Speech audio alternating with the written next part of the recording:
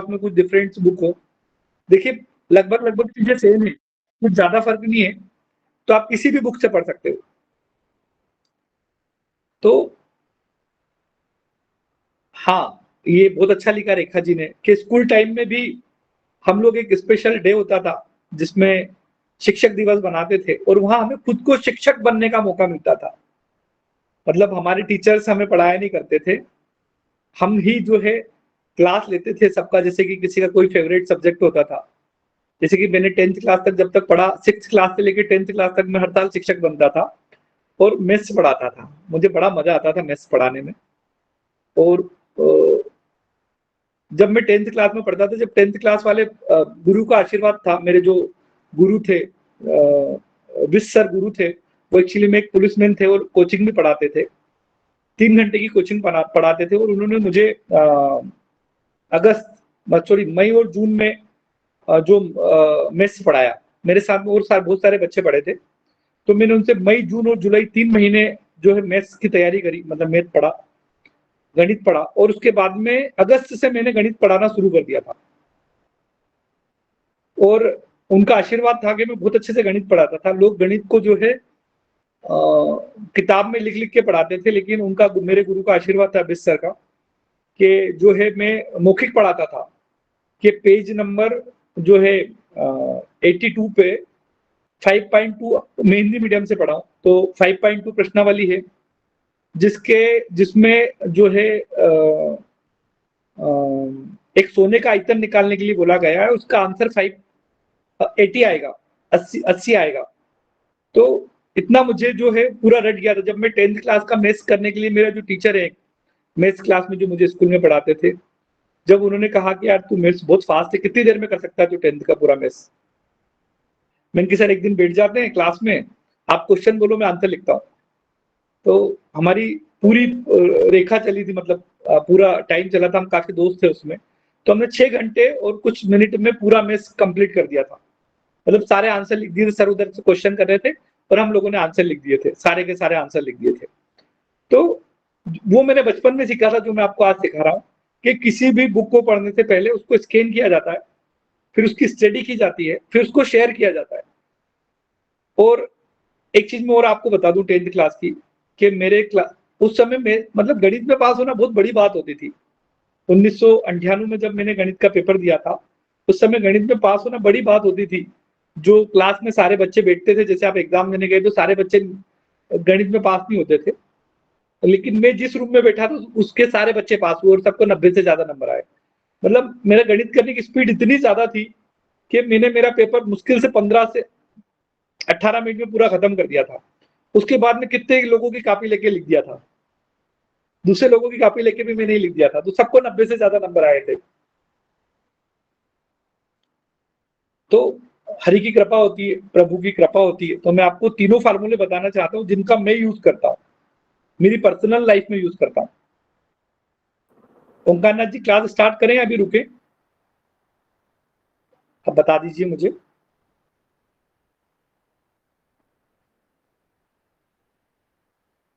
अंजना देवी जी धन्यवाद आपको बहुत बहुत, आपने बहुत सारी शुभकामनाएं भेज दी। खान साहब आपको बहुत बहुत धन्यवाद। ओंकार नाथ जी, राकेश जी आप बता दीजिए, मैं क्लास स्टार्ट कर दूं? हाँ हाँ जी बिल्कुल। तब तक के लिए आग्रह है, आप लोग मैसेज को एक दूसरे को फॉरवर्ड करें और ज्यादा से ज्यादा लोगों को जोड़े। केवल 3 मिनट मतलब 11 बज के मतलब 9:10 से हम सत्र को आरंभ कर देंगे। और अभी आप यूट्यूब पे लाइव भी जा चुके हैं। चलिए चलिए, बहुत बहुत धन्यवाद। अच्छा, आज का सत्र यूट्यूब पे भी लाइव है, बहुत बहुत धन्यवाद आपका। यूट्यूब पे भी लाइव है, बहुत सारे लोग उसको देख सकते हैं, अनलिमिटेड। वो आज हमने बहुत बहुत टेक्निकल चीजों पे बहुत कार्य किया है। अच्छा अच्छा अच्छा। तो मैंने आपको थोड़ी देर पहले ही बताया कि ओंकार नाथ जी काफी मेहनत करते हैं, काफी काम करते हैं, उनका दिन भर काफी व्यस्त होता है, वो काफी लोगों से मिलते हैं।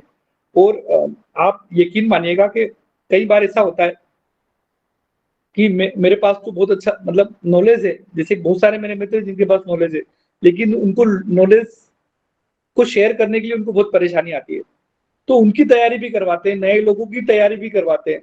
तो ओंकार नाथ जी काफी जो है तैयारी करवाते हैं। एक बार सब उनके लिए क्लैपिंग कर दें, ओंकार नाथ जी और राकेश जी के प्लीज, उनके जो बैकग्राउंड व्यवस्था है, क्योंकि और अनूप सर के लिए और आचार्य जी के लिए भी, सर चलिए, आपके बहुत लिए, बढ़िया। सबके लिए। अच्छा, बहुत बहुत धन्यवाद मेरे लिए भी। तो हमारी आज, क्योंकि मैं तो आज आपका मित्र हूँ, हमारे जो शिक्षक गण हैं वो ओंकार नाथ जी हैं, राकेश जी हैं, अनूप सर है और आचार्य जी हैं। मैं तो आप लोगों का मित्र ही बनना चाहता हूँ। बस चाहता हूँ कि मेरे मित्र की कैटेगरी में आप उस लेवल पे पहुंचे जहां मैं आपको देखना चाहता हूँ, क्योंकि मित्रता में वहां मजा आता है जहां पे आप समान रूप से अपने विचारों को प्रदर्शित कर सकें, समान रूप से भी बता सकें। तो मैं चाहता हूँ थोड़ी सी मेहनत, और कैसे करना है वो आज हम आज की क्लास में डिसाइड करेंगे कि हमें जो मेहनत करना है वो कैसे करना है, किस तरीके से वो मेहनत करना है।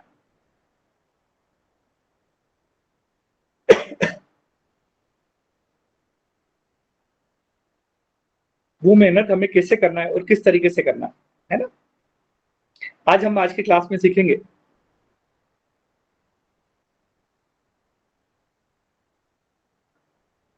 तो सबसे पहले आज की क्लास के शुभारंभ में जो है, इस गुरु पूर्णिमा के अवसर पर जो है मैं हमारे आज ओंकार नाथ जी कोई वो शुभ शिक्षा मंत्र वगैरह कुछ करवाने वाले हैं क्या, शिक्षा प्रारंभ मंत्र वगैरह?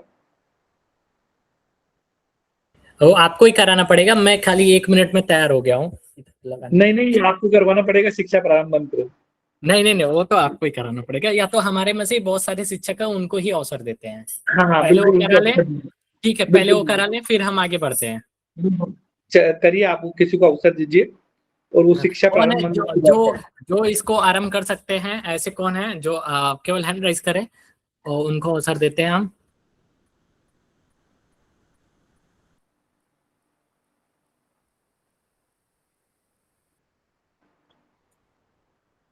रेखा जी ने मांगा है, दीप्ति जी भी करवा हाँ सकते हैं, रेखा जी भी हाँ, करवा सकते हैं। दीप्ति जी भी अगर रहे तो वो बहुत अच्छे से करवा पाएंगे।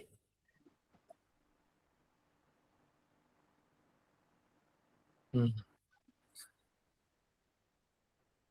अरे जैकेट है नहीं, रेखा जी करवाएंगे।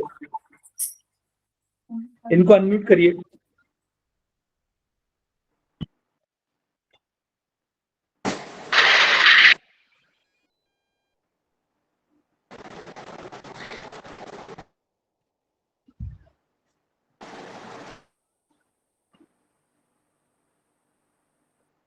प्रणाम सर। प्रणाम। हर महादेव। पंडित जी मैं एक छोटा सा श्लोक करूं क्या? हाँ, आप भी कर सकते हैं, बिल्कुल। शिक्षा प्रारंभ मंत्र से शुरुआत आप करवा सकते हैं तो बिल्कुल करिए। क्योंकि अभी श्रावण मास का प्रथम कल से बैठ रहा है ना श्रावण मास, जी तो मेरे पास एक आयुर्वेद की बहुत अच्छी किताब है जिसे मैं पढ़ता रहता हूँ सर। जैसा आपने कहा है पढ़ जी के स्कैन करके फिर बताना चाहिए, तो उसमें लिखा हुआ है कि चिकित्सक का जो सबसे बड़ा जो चिकित्सक है वो भगवान शिव ही है। ठीक है। जी तो भगवान रुद्र औषधियों के निर्माण करके करके जगत का इतना कल्याण किया है कि ये मैं बीच की कड़ी ले रहा हूँ सर, कि जी वेदों में भगवान शंकर के संपूर्ण शरीर शरीर को ही भेषज मान लिया है।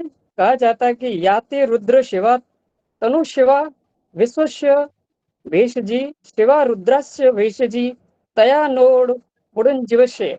इसका अर्थ है कि सचमुच आयुर्वेद भगवान शिव के रूप में ही अभिव्यक्त हुआ था। इसलिए भगवान शंकर के पास मृत्यु संजीवनी नाम की ऐसी विद्या थी जो और किसी के पास नहीं थी। इस विद्या से मरे हुए प्राणियों को भी जीवन दान दिया गया था। इस विद्या को भगवान शंकर ने शुक्राचार्य जी को दिया गया था। प्रणाम। हर हर महादेव। हर हर महादेव। जय गुरु जी, जय न्यूरोथेरेपी। राजू सिंह जी, आपका बहुत बहुत धन्यवाद। चलिए, आज की क्लास तो शुरुआत करते हैं हम। शुरुआत में सबसे पहले हम गुरु जी को याद करेंगे, हमारे गुरु जी के की वंदन करेंगे और क्लास को बढ़ाते हैं। हनुमान जी, आप कुछ बोलना चाहते हैं? हैंड राइज किया आपने।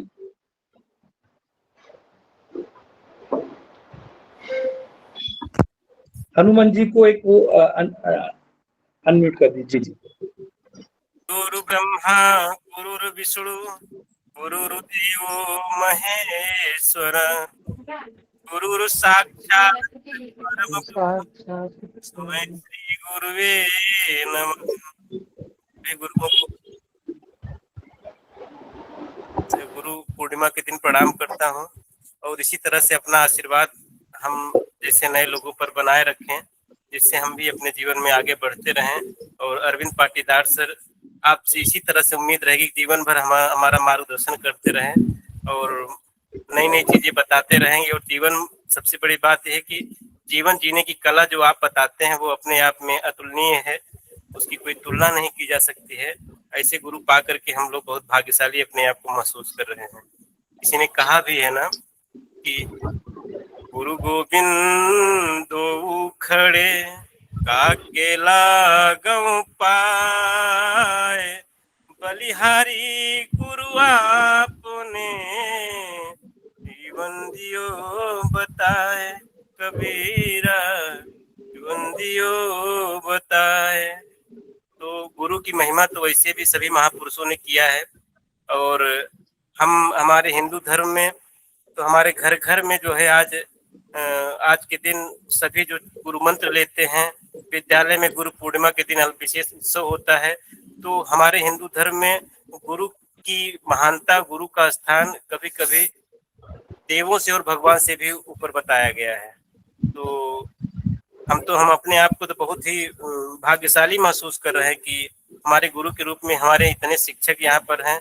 आप हैं, पंडित जी हैं, अनूप सर हैं, जिनसे मिल करके गुरु के हर जो क्वालिटी हमने देखी है आज तक और जो महसूस करता हूँ जो होनी चाहिए, सारी क्वालिटीज आप लोगों में है। और हम वाकई फिर बार बार कहते हैं, बहुत ही हम भाग्यशाली हैं कि हम इस ग्रुप में आ करके और न्यूरोथेरेपी ही नहीं, पूरे जीवन जीने का मार्ग आप लोगों से सीख रहे हैं। बहुत बहुत धन्यवाद आप लोगों का।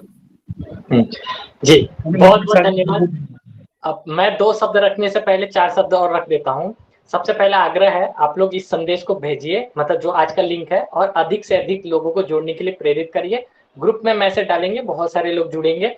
और वॉरियर ग्रुप भी अपना ही है, उसमें भी मैसेज डाल सकते हैं, सारथी ग्रुप में भी मैसेज डाल सकते हैं। आप लोग बढ़ चढ़ के मैसेज डालिए, बहुत सारे लोग जुड़ेंगे। यूट्यूब लाइव लिंक भी है, उसको भी आप एक दूसरे को शेयर कर सकते हैं।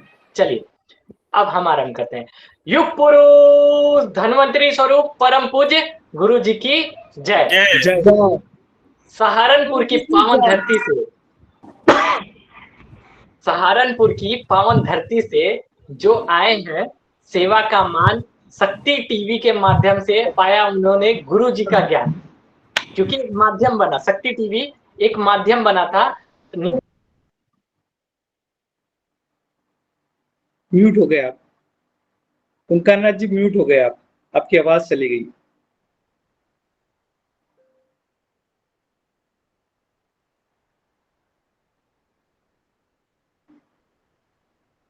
किसी और ने आपको म्यूट कर दिया? हाँ हाँ ठीक है।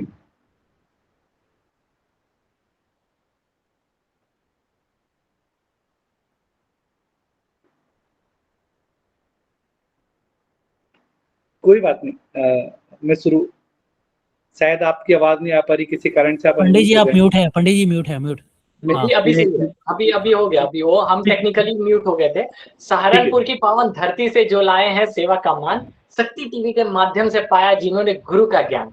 अपनी अटूट श्रद्धा से जिन्होंने जोड़ा अनगिनत लोगों का तार, गुरु जी की संजीवनी विद्या मतलब न्यूरोथेरेपी जो विद्या है, किया निरंतर शुभ प्रचार। आज हमारे इस पावन जो नवीन वेद सत्र महारिविजन का आरंभ हो रहा है गुरु पूर्णिमा के दिन, तो उसकी एक नई प्रेरणा जगाने आए हैं। आइए हृदय से करें स्वागत श्री श्री श्री अरविंद पाटीदार जी पधारे हैं। डिजिटल तालियों के साथ स्वागत करते हैं और यहीं पे इस सत्र का भव्य आरंभ करते हैं। कैसे आप लोग सब आनंद में हैं? बहुत बढ़िया, बहुत बहुत धन्यवाद। सुधीर जी आपका बहुत बहुत धन्यवाद। पवन जी आपका बहुत बहुत धन्यवाद। ओंकारनाथ जी आपका विशेष धन्यवाद। ऋषि जी कुछ बोलना चाहते थे, लेकिन हम क्लास के बाद में, अब जो स्टार्ट होगा उसके बाद में उनको सुनेंगे थोड़ा सा। अनिल जी का बहुत बहुत धन्यवाद। चलिए हम क्लास को शुरुआत करते हैं। देखिए, जो वेद सत्र है, ये जो हम पूरा कार्यक्रम चला रहे हैं 7 दिन का, इसका मुख्य उद्देश्य है शिक्षक से शिक्षक बनाना। और उस शिक्षक से शिक्षक बनाने की जो व्यवस्था है वो 3 स्तंभों पे, मतलब 3 आधारों पे खड़ी है। उसके 3 स्तंभ है, मुख्य स्तंभ। यदि आप न्यूरोथेरेपी को हर 6 गांव में से एक गांव में पहुंचाना चाहते हैं तो आपको ज्यादा से ज्यादा न्यूरोथेरेपिस्ट बनाना पड़ेंगे। और ज्यादा से ज्यादा न्यूरोथेरेपिस्ट बनाने के लिए आपको उन शिक्षकों को तैयार करना पड़ेगा जो लोगों को न्यूरोथेरेपी सिखा पाए। और इसी व्यवस्था में गुरु पूर्णिमा के अवसर पर ये आज का कार्यक्रम जो है रखा गया है। मैं आपको वो 3 स्तंभ बताने वाला हूँ। एक, किसी भी बुक को पढ़ने के लिए, मतलब इस चीज को बढ़ाने के लिए किसी भी बुक का स्कैन किया जाता है। स्कैन करने के बाद में उसको जो है उसकी स्टडी की जाती है और स्टडी करने के बाद उसको शेयर किया जाता है। ये 3 मुख्य स्तंभ है, जिसमें आज मैं एक स्तंभ का परिचय आपसे करवाऊंगा, स्कैन का। दूसरा स्तंभ रहेगा स्टडी का, वो आपको खुद को करना होगी। और तीसरा स्तंभ जो होगा शेयरिंग करने का, वो भी आपको स्वयं को करना होगा। तो पहला कदम मेरे साथ में आइए हम शुरू करते हैं। तन टिकाइए, मन टिकाइए, और जहां तन टिकता है वहां मन टिकता है, और जहां मन टिकता है वहां ज्ञान की प्राप्ति होती है। बस उसके बीच में 2 इंपॉर्टेंट चीजें गुरु के ज्ञान के लिए, कि जो है आप कितना लोगों का धन्यवाद कर सकते हो, अपने आसपास की चीजों को कितना धन्यवाद कर सकते हो, इस प्रकृति का कितना धन्यवाद कर सकते हो, और क्या आप किसी का विरोध करने से बच सकते हो। यदि आप ऐसा कर सकते हो तो निश्चित ही जो है इन तीनों आयामों को प्राप्त करना आपके लिए बड़ा आसान हो जाएगा। ये जो वेद सत्र है, ये एक स्पेशल बुक के द्वारा आप लोगों के साथ शेयर किया जाएगा। जो बुक आपके साथ शेयर करने की कोशिश कर रहा हूँ, शायद वो शेयर हो तो मुझे बताइएगा।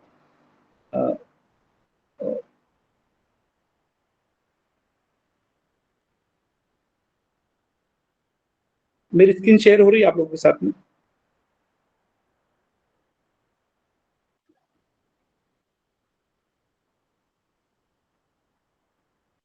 मेरी स्क्रीन शेयर हो रही है क्या? थोड़ा सा बता दीजिएगा बस, है ना।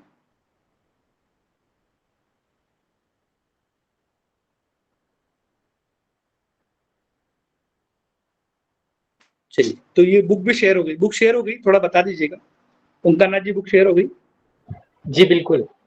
चलिए, तो ये जो बुक है ना, वो एक बुक है, इसको शेयर कर दिया जाएगा आज पूरे ग्रुप के साथ में। जो दूसरे बुक भी है, तो देखिए इसकी जो शुरुआत जो होती है वो इसकी सबसे पहले तो मनोगत के साथ शुरू होती है, जिसमें हरि सब जानता है वो हमें सही मार्ग पर चलने का रास्ता बताता है। पेज नंबर 1 पे लिखा गया है, गुरुजी ने स्वयं ने लिखा है, और उनके साइन भी उसमें हमें एक तरीके से मिलते हैं। मैं आपको ये बताने वाला हूँ कि किसी भी बुक को का स्कैन कैसे किया जाता है। जब हम पेज नंबर 4 पे आते हैं तो उसकी प्रस्तावना के ऊपर आते हैं कि इसकी प्रस्तावना क्या है। पिछले 40 वर्षों से भारत के मुंबई शहर में बांद्रा में डॉक्टर लाजपत राय मेहरा न्यूरोथेरेपी नाम की एक वैकल्पिक चिकित्सा पद्धति कई बीमारियों के चमत्कारी लाभ दिखा रही है। इसके बारे में पूरा डिटेल। फिर 5 नंबर पे गुरु जी और गुरु माता के जो है एक तस्वीर है, ये स्कैन करना मैं आपको बता रहा हूँ। फिर वापस से 5 नंबर पे गुरु जी का एक तस्वीर है। उसके बाद में doctor Lajpat Rai Mehra ND neurotherapist और एमडी असम से किया था इन्होंने, उसके बारे में करना है। फिर मेहरा जी का एक स्लोगन है, मुझे कुछ करना है। तो हमें इस स्लोगन को पूरा सिद्ध करना है कि मुझे कुछ करना है। फिर एक अनु प्रार्थना है जो न्यूरोथेरेपी के जनक है, उसके बारे में एक पूरी प्रार्थना लिखी गई है जो पेज नंबर 7 पे है। अच्छा, कुछ लोग है ना एक पेन और कॉपी ले सकते हैं कि स्कैन कैसे किया जाता है। फिर इंग्लिश के बारे में लिखा गया है, लोग के बारे में पढ़ते नहीं है, तो हम इसको थोड़ा सा आगे निकाल देते हैं। जो इंग्लिश वाला पार्ट है उसके आगे से कुछ 67 पेज से, शायद 60 के बाद में पेज से हिंदी में ये बुक जो आ जाती है। मैं आपको बताने वाला हूँ कि एक बुक को कैसे स्कैन किया जाता है, मतलब उसको पढ़ने के पहले उसकी तैयारी कैसे की जाती है।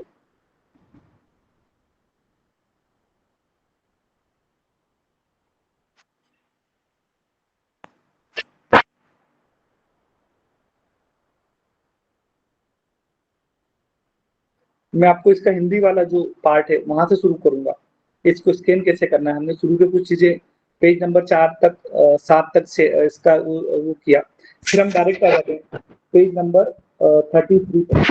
तो यहाँ पर क्या दिया गया है हमें, इसमें दिया गया है हमें कि न्यूरोथेरेपी के सृजक डॉक्टर मेहरा जी के संक्षिप्त जीवनी, मतलब उनके जीवन के परिचय के बारे में बताया गया है कि उनका जन्म जो है 23 अगस्त 1932 को राम गोपाल जी और श्रीमती केशरा देवी, उनकी मम्मी का मदर का नाम था, वहां उनका जन्म हुआ और किस तरीके से उन्होंने मानव सेवा में अपना जीवन को समर्पित किया। ये पेज नंबर 3 पे है। तो आप लिख सकते हैं कि पेज नंबर 63 नंबर पेज पर क्या है। 63 नंबर पेज पर जो है वो गुरुजी का एक जीवनी परिचय है।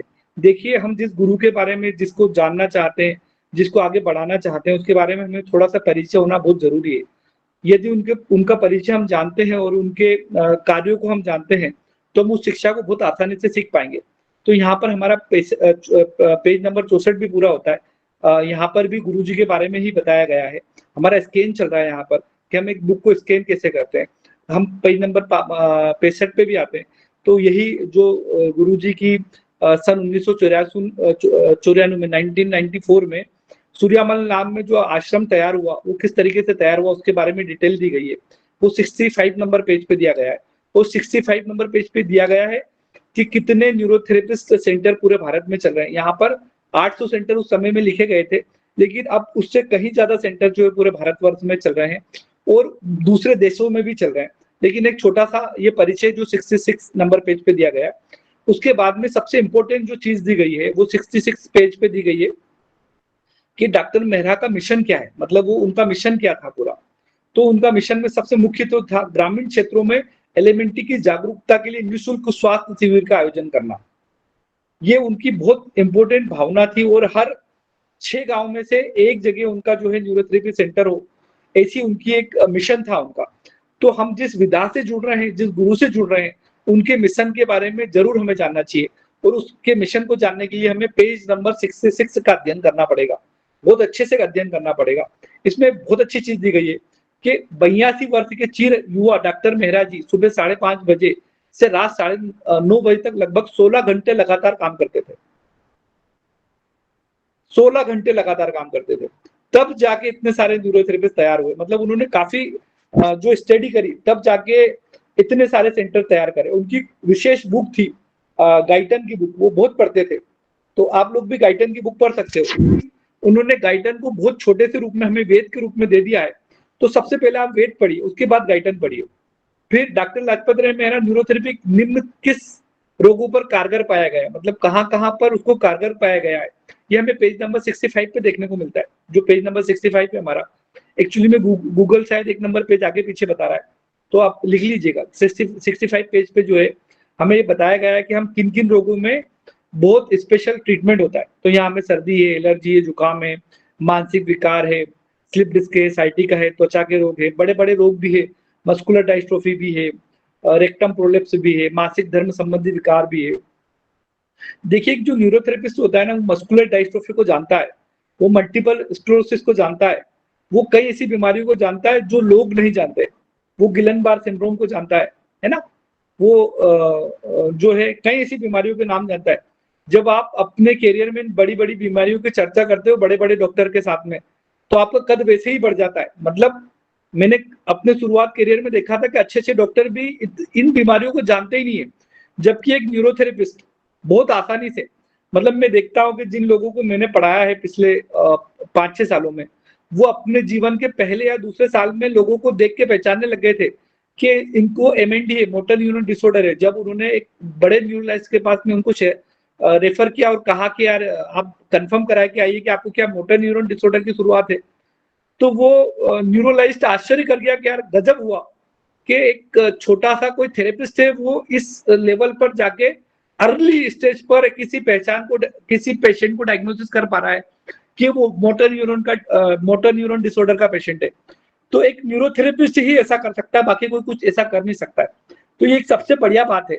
अब हम पेज नंबर 65 की जगह पेज नंबर 66 पे चलते हैं। यहाँ पर गुरुजी की प्रमुख उपलब्धियों के बारे में बताया गया कि 1994 में उन्होंने क्या उपलब्धि हासिल की थी, उनको क्या सीखने को मिला था।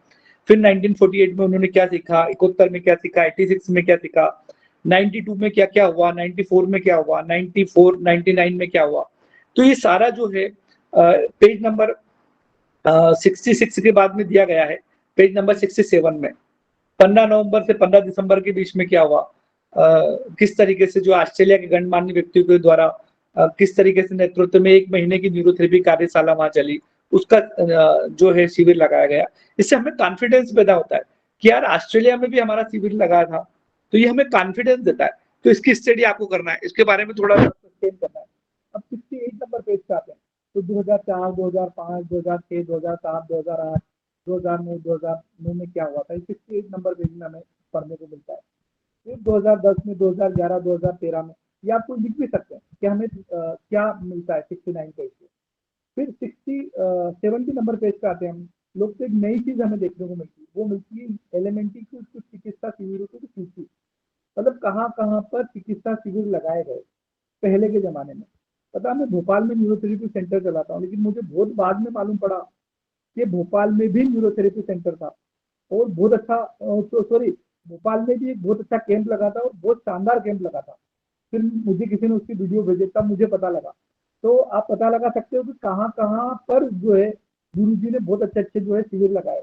वो हमें पेज नंबर जो है अगले पेज में देखने को मिलता है, जिसको पेज नंबर 72 के आसपास देखने को मिलता है। यहाँ पर एक चीज सब उसके बाद और हमें देखना मिलती है, डॉक्टर लाजपत राय मेहरा की न्यूरोथेरेपी एलिमेंट्री का ऐतिहासिक परिचय।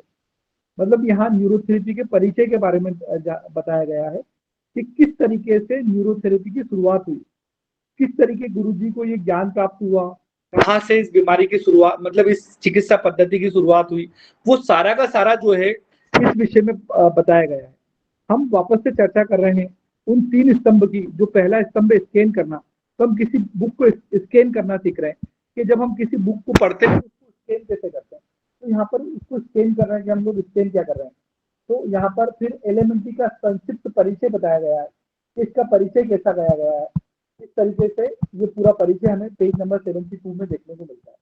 73 में भी सेम उसी को आगे बढ़ाया गया है, उसी परिचय को आगे बढ़ाया गया है। फिर 74 नंबर पेज नंबर में भी ये लगभग यही चीज आती है। उसके बाद में नया पेज आता है 75, इसमें एक नया चैप्टर आता है, न्यूरोथेरेपी क्या है और कैसे काम करती है। तो ये बहुत इंपॉर्टेंट चीज है, क्योंकि जब आप किसी बड़े व्यक्ति से मिलते हैं, एक तो आपके पास पेशेंट आएगा, वो भी कभी कभी पूछ लेता है कि न्यूरोथेरेपी क्या है। जब आप अपने रिश्तेदारों से भी मिलते हो तो पूछते हैं न्यूरोथेरेपी क्या है। लेकिन कभी कभी आप किसी प्रोग्राम में मिलते हैं, आपको इन्विटेशन दिया जाता है, तो आपको बताना होता है 10 लोगों के बीच में कि न्यूरोथेरेपी क्या है। तो ये पेज हमारे लिए बहुत इंपॉर्टेंट है कि न्यूरोथेरेपी क्या है और वो कैसे काम करती है, ये भी हमारे लिए बहुत इंपॉर्टेंट है। आप इसमें पढ़िए और फिर अपना खुद का दिमाग लगाइए कि न्यूरोथेरेपी आखिरकार क्या है। मैंने एक बहुत छोटा सा उदाहरण दिया था कि जब अंडे को बाहर से तोड़ो तो मरण होता है, और जब वो अंदर से स्वयं से टूटता है तो जीवन देता है,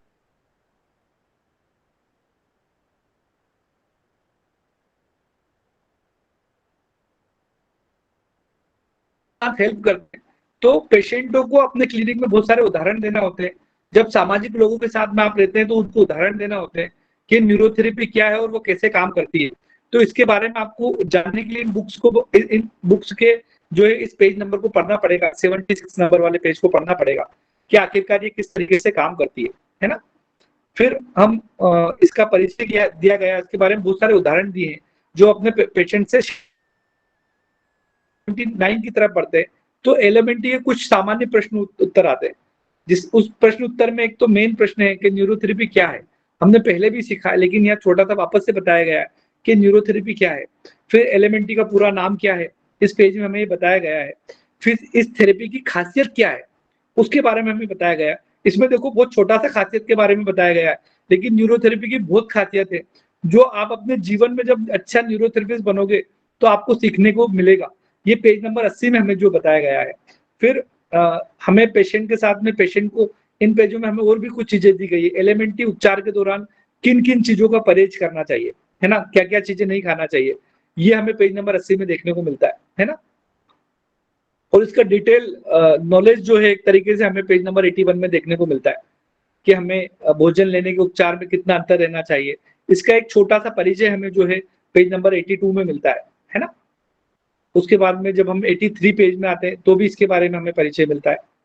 फिर 83 के बाद में जब हम पेज नंबर 85 तक भी जाते हैं तो हमें यही सेम एलिमेंट्री के बारे में कुछ सामान्य प्रश्न उत्तर के बारे में ही चीजें मिलती है, जिसमें मिलता है क्या बीमारी ठीक होने के बाद दोबारा नहीं आएगी। ऐसे कोई बहुत सारे पेशेंट क्वेश्चन करते हैं, तो उसका आंसर आप यहाँ दे पाएंगे। एलिमेंट्री और योगासन में कौन समानता है, क्या है, ये भी आप क्वेश्चन है। फिर हमें जब 87 पेज पे हम आते हैं तो एक नई चीज देखने को मिलती है।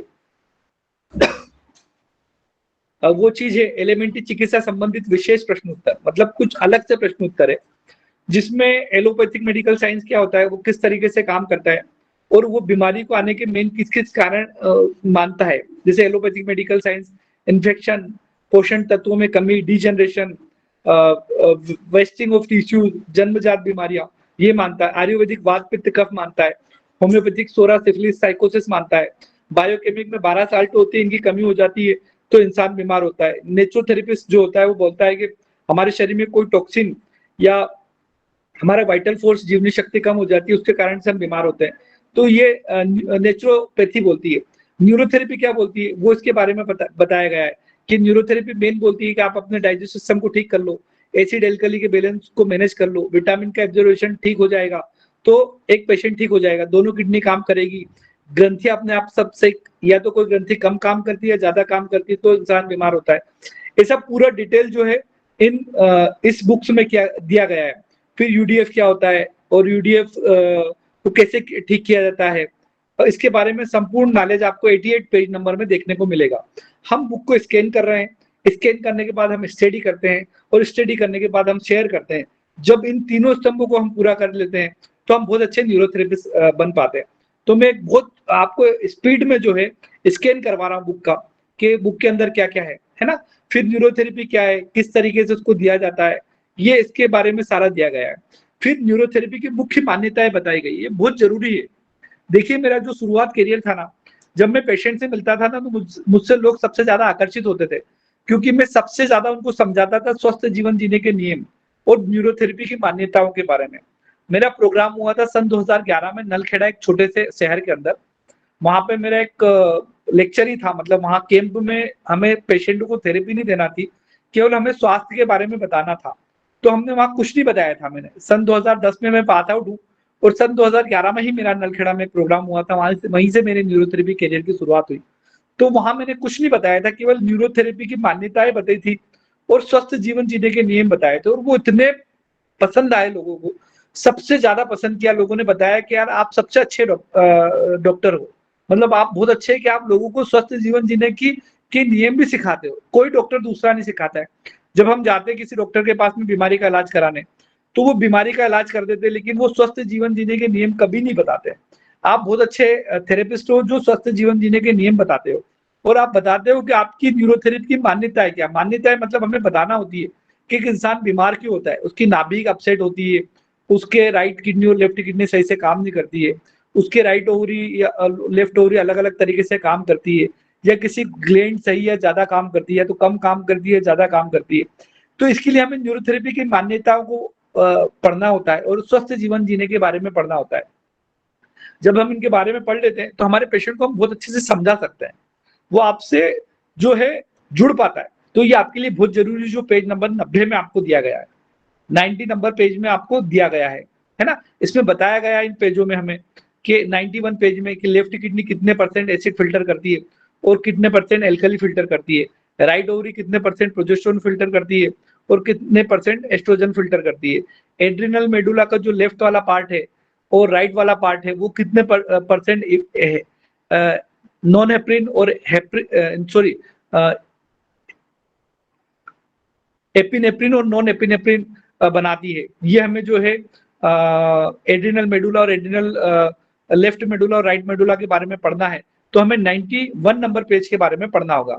मैं स्कैन करना बता रहा हूँ। देखिए अभी तक हमने 91 पेजों को स्कैन किया, उनमें क्या क्या किया थोड़ी सी हम लोग इसकी चर्चा कर लेते हैं। तो हमने देखा कि न्यूरोथेरेपी की मान्यता क्या है, न्यूरोथेरेपी का परिचय, डॉक्टर लाजपत राय मेहरा का परिचय, उन्होंने क्या क्या उपलब्धि हासिल करी उसका परिचय, और उन्होंने कौन कौन से सन में कौन कौन से काम किए उसका परिचय, ये सब हमने ये 91 नंबर पेज के अंदर जाना है। तो 66 नंबर 7 नंबर जो पेज से हमारी व्यवस्था चालू हुई थी वो 91 नंबर पेज पे जो पहुंच गई है।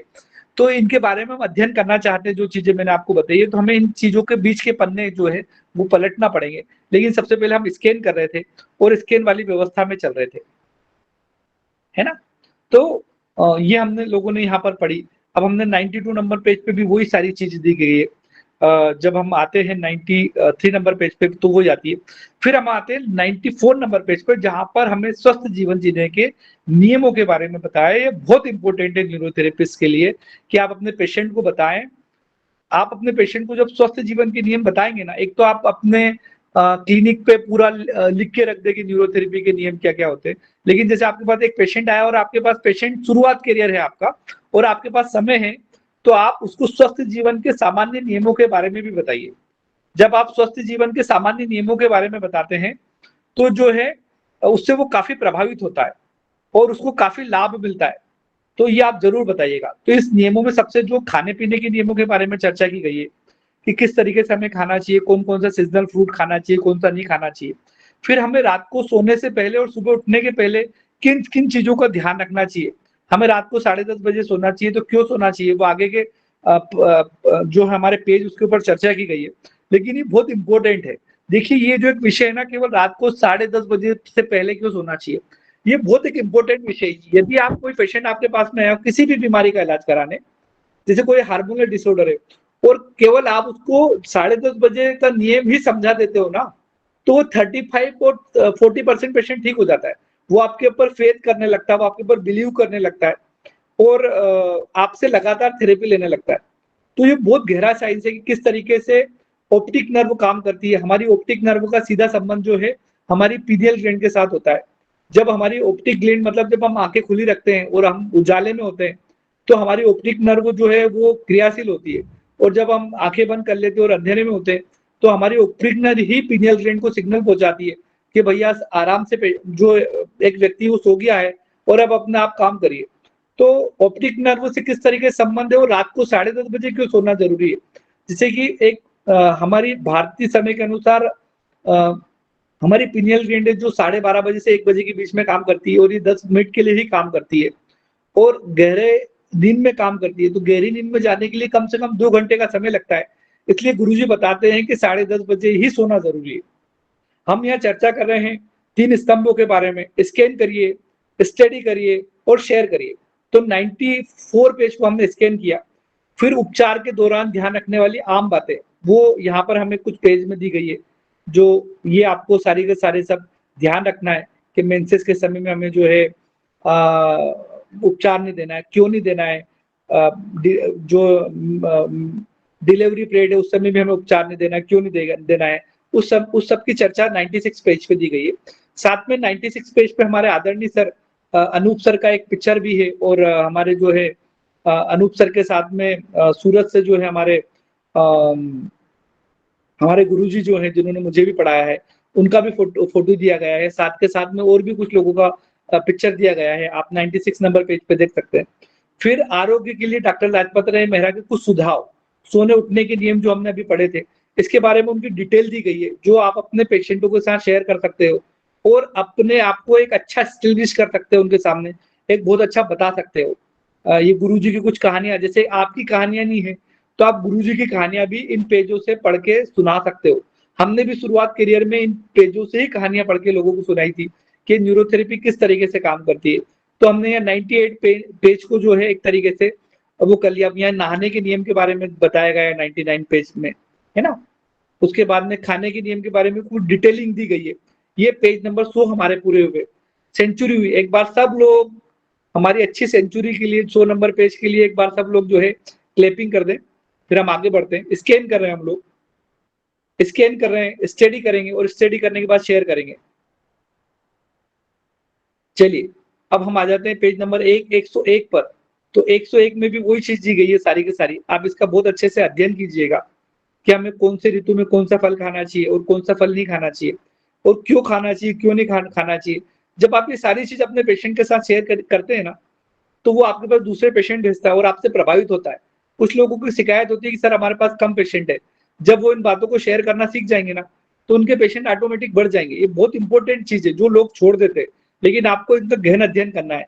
यहाँ पर पेज 103 पर हम पहुंच जाते हैं और सेम उसी चीज को आगे बढ़ाते हैं। एंटीबायोटिक दवाइयां खाने से या चाय पीने, काफी सिगरेट पीने से क्या नुकसान होता है, वो सारा जो हमें इन पेज नंबर 104 पे दिया गया है। फिर क्रेम्स के बारे में दिया गया है 105 नंबर पेज पे। और गायत्री मंत्र 24 अंक का है, कहा जाता है। इसके शुद्ध उच्चारण करने के हमारे शरीर के 24 वाल्व, 24 बड़ी नाड़ियां, ये सब खुल जाती, वो सब 105 नंबर पेज पे दिया गया है। फिर 106 नंबर पेज पे परम पूज्य गुरु जी के श्रीमुख से महिला स्वास्थ्य संबंधित तथ्य, मतलब महिलाओं के लिए क्या इंपॉर्टेंट है वो गुरुजी ने बताया। उन्होंने कहा है कि पैर के ऊपर पैर नहीं रखना चाहिए। मैं इसका एक छोटा सा आपको एक कहानी सुना देता हूँ। सन 2011 में जब मेरा नलखेड़ा में प्रोग्राम हुआ था, तो आखिरी में एक महिला बड़ी जिद कर रही थी कि मुझे जो है इनसे मिलना ही है, क्योंकि यहाँ उपचार सत्र नहीं रखा गया था, केवल चर्चा का सेशन रखा गया था। तो जो जिन लोगों ने रखा था उन्होंने कहा कि सर समय तो काफी हो गया है, लेकिन एक महिला काफी अनुरोध कर रही, वो आपसे मिलना चाहती है, तो आप उसको 2 मिनट या 5 मिनट का समय दे सकते हो। मैंने बिल्कुल, आप बुला लीजिए उनको। तो उन्होंने उनकी परेशानी के बारे में बताया, मुझे 3-4 मिनट में बताया, और बताने के बारे में मैंने केवल उनको यही पूछा था कि क्या वो पैर के ऊपर पैर रख के सोती है, तो उन्होंने कहा मैं बिल्कुल पैर के ऊपर पैर रख के सोती हूँ। तो मैंने उनसे कहा कि केवल आप पैर के ऊपर पैर रखना बंद कर दीजिए, और फिर मुझे 3 महीने बाद बताइए कि आपके जीवन में कितना बदलाव आता है। उनका 3 महीने बाद मेरे पास में फोन नहीं आया, क्योंकि उन्होंने मेरे पास नंबर नहीं लिया था। लेकिन 3 साल बाद, 3 से 4 साल बाद वो महिला मुझसे मिलने आई, और उन्होंने मुझे बताया कि उनके लगभग 90% बीमारियां 3 महीने में खत्म हो गई थी। केवल एक ही नियम से ये बीमारियां खत्म हो गई थी, पैर के ऊपर पैर रख के जो उन्होंने सोना बदल दिया था, और काफी प्रभावित थी मुझे। उन्होंने ढूंढा और उसके बाद मेरे पास कई पेशेंट भेजे।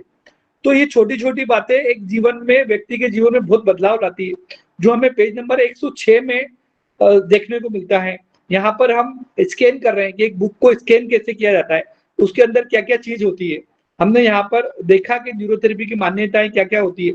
उसके बाद में हमने 100 नंबर पेज पर देखा लगभग कि किस न्यूरोथेरेपी की जो है स्वस्थ जीवन जीने के नियम क्या होते हैं, और उनकी डिटेलिंग भी समझी। अब यहाँ हमारा जो अगला पेज होता है, पेज नंबर ये क्या, कौन सा पेज नंबर है, पेज नंबर 111, बड़ा अच्छा पेज नंबर 111। यहाँ पर हमारा सेक्शन 2 चालू होता है, सेक्शन 2 चालू होता है पेज नंबर 111 से। तो यहाँ पर डॉक्टर लाजपत राय न्यूरोथेरेपी के वैज्ञानिक आधार और तकनीकी पक्ष के बारे में बताया गया है। पेज नंबर 111 में एलिमेंट्री चिकित्सा के प्रति विशेष जानकारी बताई गई है। किसकी विशेष जानकारी किया गई है उसके बारे में थोड़ा सा बताया गया है। यहाँ पर गाइटन की बुक के बारे में भी गुरुजी ने बताया गया है। कुछ क्वेश्चन आंसर भी हमें बताए गए हैं इसी के अंदर। इसके अंदर डॉक्टर लाजपत राय मेरा न्यूरोथेरेपी अतुल्य अनुकंपा निम्नलिखित है, मतलब क्या क्या उसके अंदर चीजें हैं वो सारा हमें बताया गया है। और पेज नंबर 111 पे गुरुजी का फोटो, मेरा भाने चंद्र प्रकाश का फोटो, और अनूप सर का फोटो, और जो है और भी कुछ लोगों का फोटो जो है यहाँ पर बताया गया है। दोनों मित्र का फोटो साझा किया 112 में, क्योंकि ये मुख्य नींव थे जब जो है जब न्यूरोथेरेपी में 2008, 9, 10 की बात कर रहे थे, तो इनका फोटो शेयर किया गया है यहाँ पे।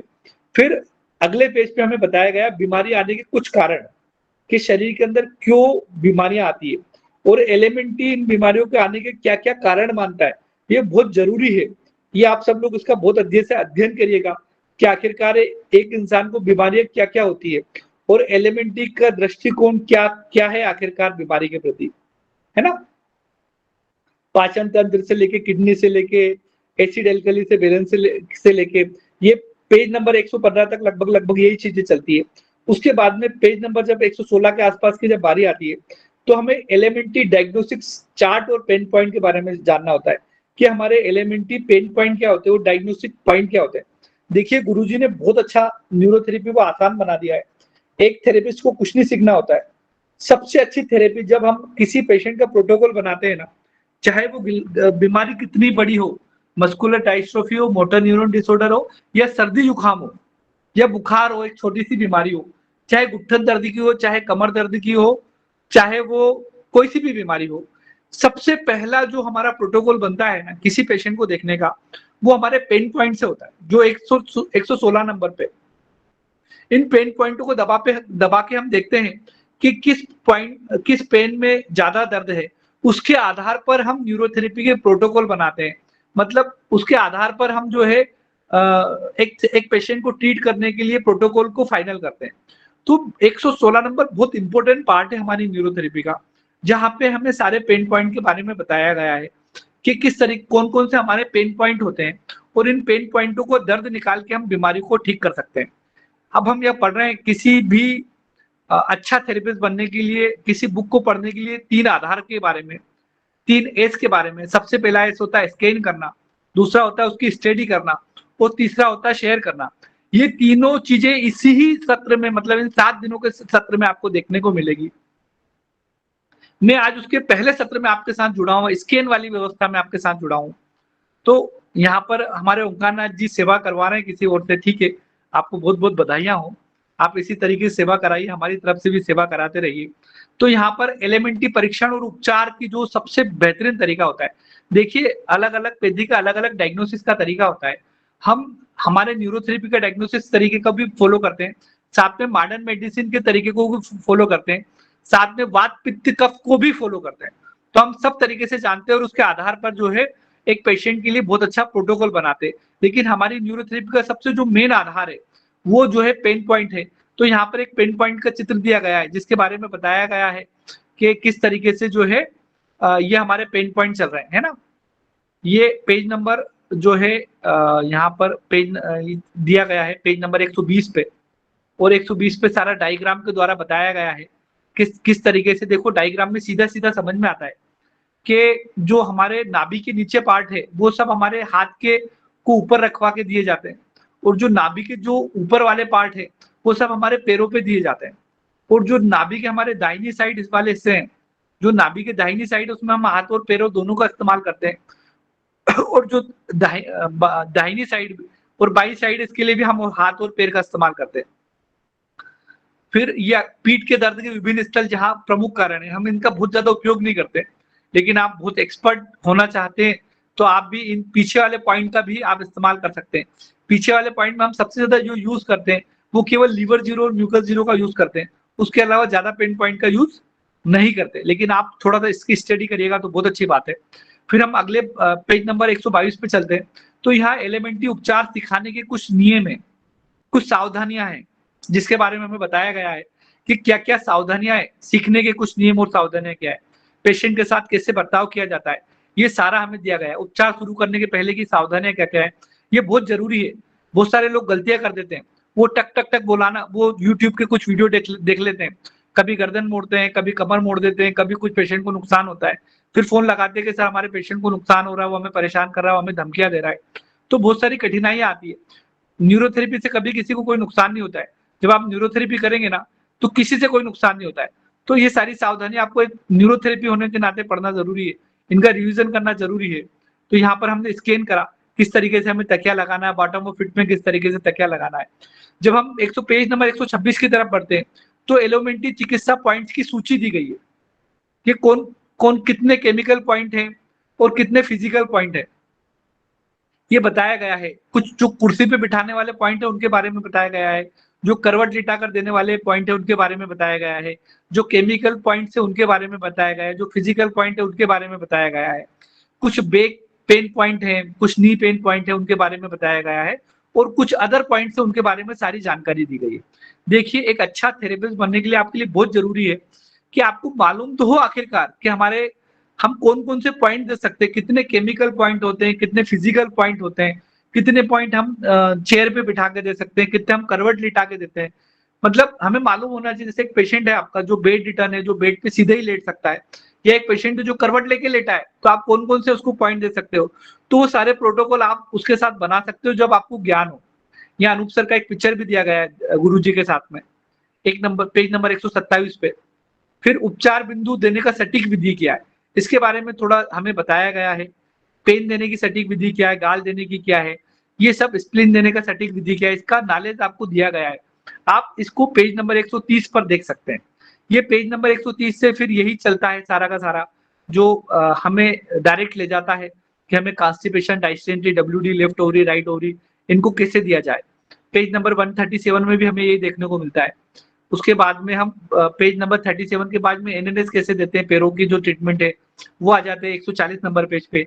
सीएनएनएस आर्टरी साइड कैसे दिया जाता है, राइट ओवरी लेफ्ट ओवरी कहाँ होती है, वो पूरा जो पेज नंबर 141 पे दिया गया है। लिम्फ कहाँ देते हैं, इसकी सारी जानकारी यहाँ पर पेज नंबर 142 पे दी गई है। अब हम 100 नंबर से पेज नंबर 142 पे पहुंच गए।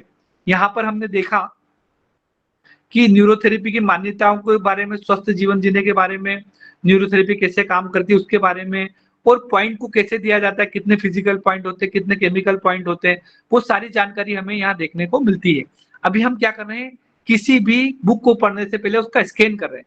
मैं बार बार आपसे बोलता हूँ वेद पढ़ो, वेद पढ़ो, तो वेद पढ़ने का एक तरीका है उसको स्कैन करना।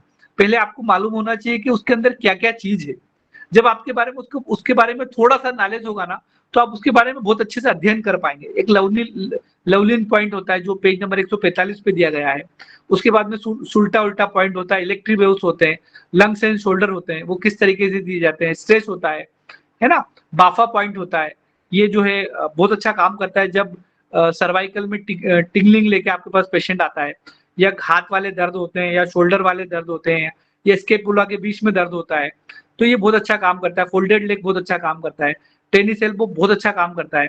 यहाँ पे हम टेनिस एल्बो वोकल पॉइंट कैसे देते हैं, तो जब आपको याद होता है ना, कोई पेशेंट है जिसको बोलने में परेशानी आ रही है, खांसी होने के बाद में गले में दर्द है, या फिर टॉन्सिल बढ़े हुए उसके बाद दर्द है, तो आप वोकल पॉइंट दे सकते हो। तो आपको पता होना चाहिए कितने पॉइंट है।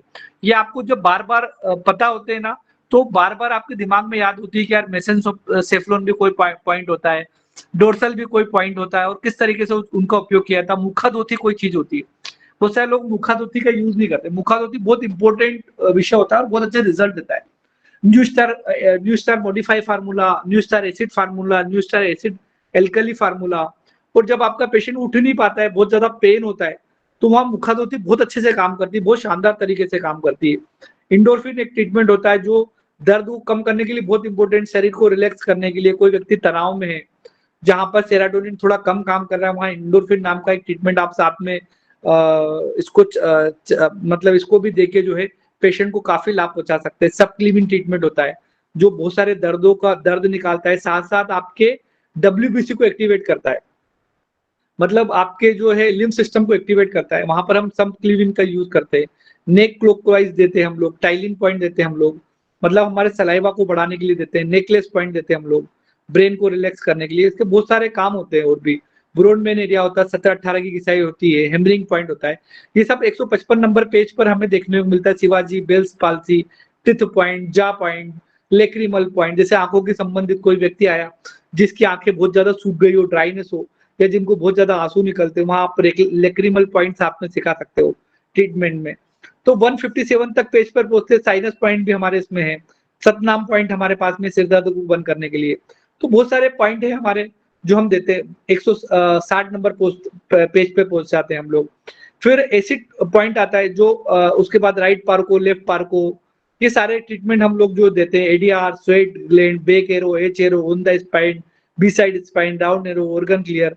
तो ये सारी चर्चा जो है हमें पेज नंबर 168 तक देखने को मिलती है।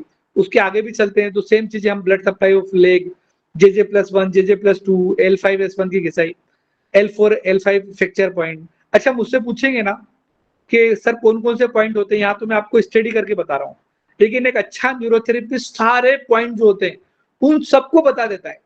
जब आप सारे पॉइंट के बारे में जानोगे ना, तो आप जब मर्जी पढ़े जोन से नंबर का पाना आप उठा लोगे और उस पाने का यूज कर लोगे। जब आपको मालूम ही नहीं है कि न्यूरोथेरेपी में कौन कौन से पॉइंट दिए जाते हैं और आपके दिमाग के अंदर वो चीज घर नहीं कर गए, तो आप उनका इस्तेमाल नहीं कर पाओगे। इसलिए आपको इन चीजों को पढ़ना होता है, बार बार पढ़ना होता है, चाहे आपको याद हो तो भी आपको पढ़ना होता है। इनके पढ़ने से हमें मालूम होता है कि प्रदीप पॉइंट जो है, जेजे बेग, जेजे ग्रोइन बेग, ये सारे पॉइंट जो है घुटन दर्द में, कमर दर्द में, गर्दन दर्द में और दूसरी बीमारियों में किस तरीके से लाभ पहुंचा सकते हैं, है ना। तो ये बहुत जरूरी है हमारे लिए। तो हम सब लोग इसकी स्टडी करेंगे। अभी हम स्कैनिंग कर रहे हैं कि किस तरीके से कौन कौन से पॉइंट होते हैं और किस तरीके से वो पॉइंट दिए जाते हैं। तुरंत हमारे दिमाग में आता है कि यार हम ये वाला पॉइंट का इस्तेमाल करते हैं। जब बहुत अच्छे से स्टडी कर लेते हैं ना, पता है, तो यहाँ पे बताया जरूर गया कि बाफा पॉइंट जो है हम बहुत आराम से लिए देते हैं, लेकिन हम जब उसकी स्टडी करते हैं, थोड़ा उसके साथ जुड़ते हैं, तो हमें मालूम पड़ता है कि यार इनका तो हम बहुत सारे तरीके से उपयोग करते हैं, है ना। अब विभिन्न केमिकल पॉइंट के उपयोग और उनकी सावधानियों के बारे में बताया गया है। यहाँ पर हम पेज नंबर 196 पे पहुंच जाते हैं। तो यहाँ पर 2-ADR के बारे में बताया गया है कि एड्रिनल ग्लैंड को स्टिमुलेशन करता है 2-ADR, और एल्डोस्टेरोन के द्वारा सोडियम को बढ़ाने के लिए दिया जाता है। जब सोडियम बढ़ता है तो बीपी बढ़ता है, मतलब जो लो बीपी वाला पेशेंट है उसको भी हम लोग दे सकते हैं। और सोडियम से रिलेटेड जो डिजीज है, देखिए सोडियम बहुत इंपॉर्टेंट पार्ट है हमारे सेल्स का। सेल्स के जो एवरी सेल्स में सोडियम पाया जाता है और बहुत इंपॉर्टेंट रोल प्ले करता है। जब भी कोई व्यक्ति बीमार होता है और हॉस्पिटल में जाके एडमिट होता है तो उसको एक बोतल लगती है, उस बोतल में जो सबसे इंपॉर्टेंट चीज होती है ना वो सोडियम होता है। तो सोडियम मृत्यु से बचाने वाला और किसी बड़ी बीमारी को ठीक करने वाला पार्ट होता है। तो 2-ADR का आपके जीवन में बहुत इंपॉर्टेंट रोल होता है क्योंकि ये सोडियम से जो है से संबंध होता है इसका।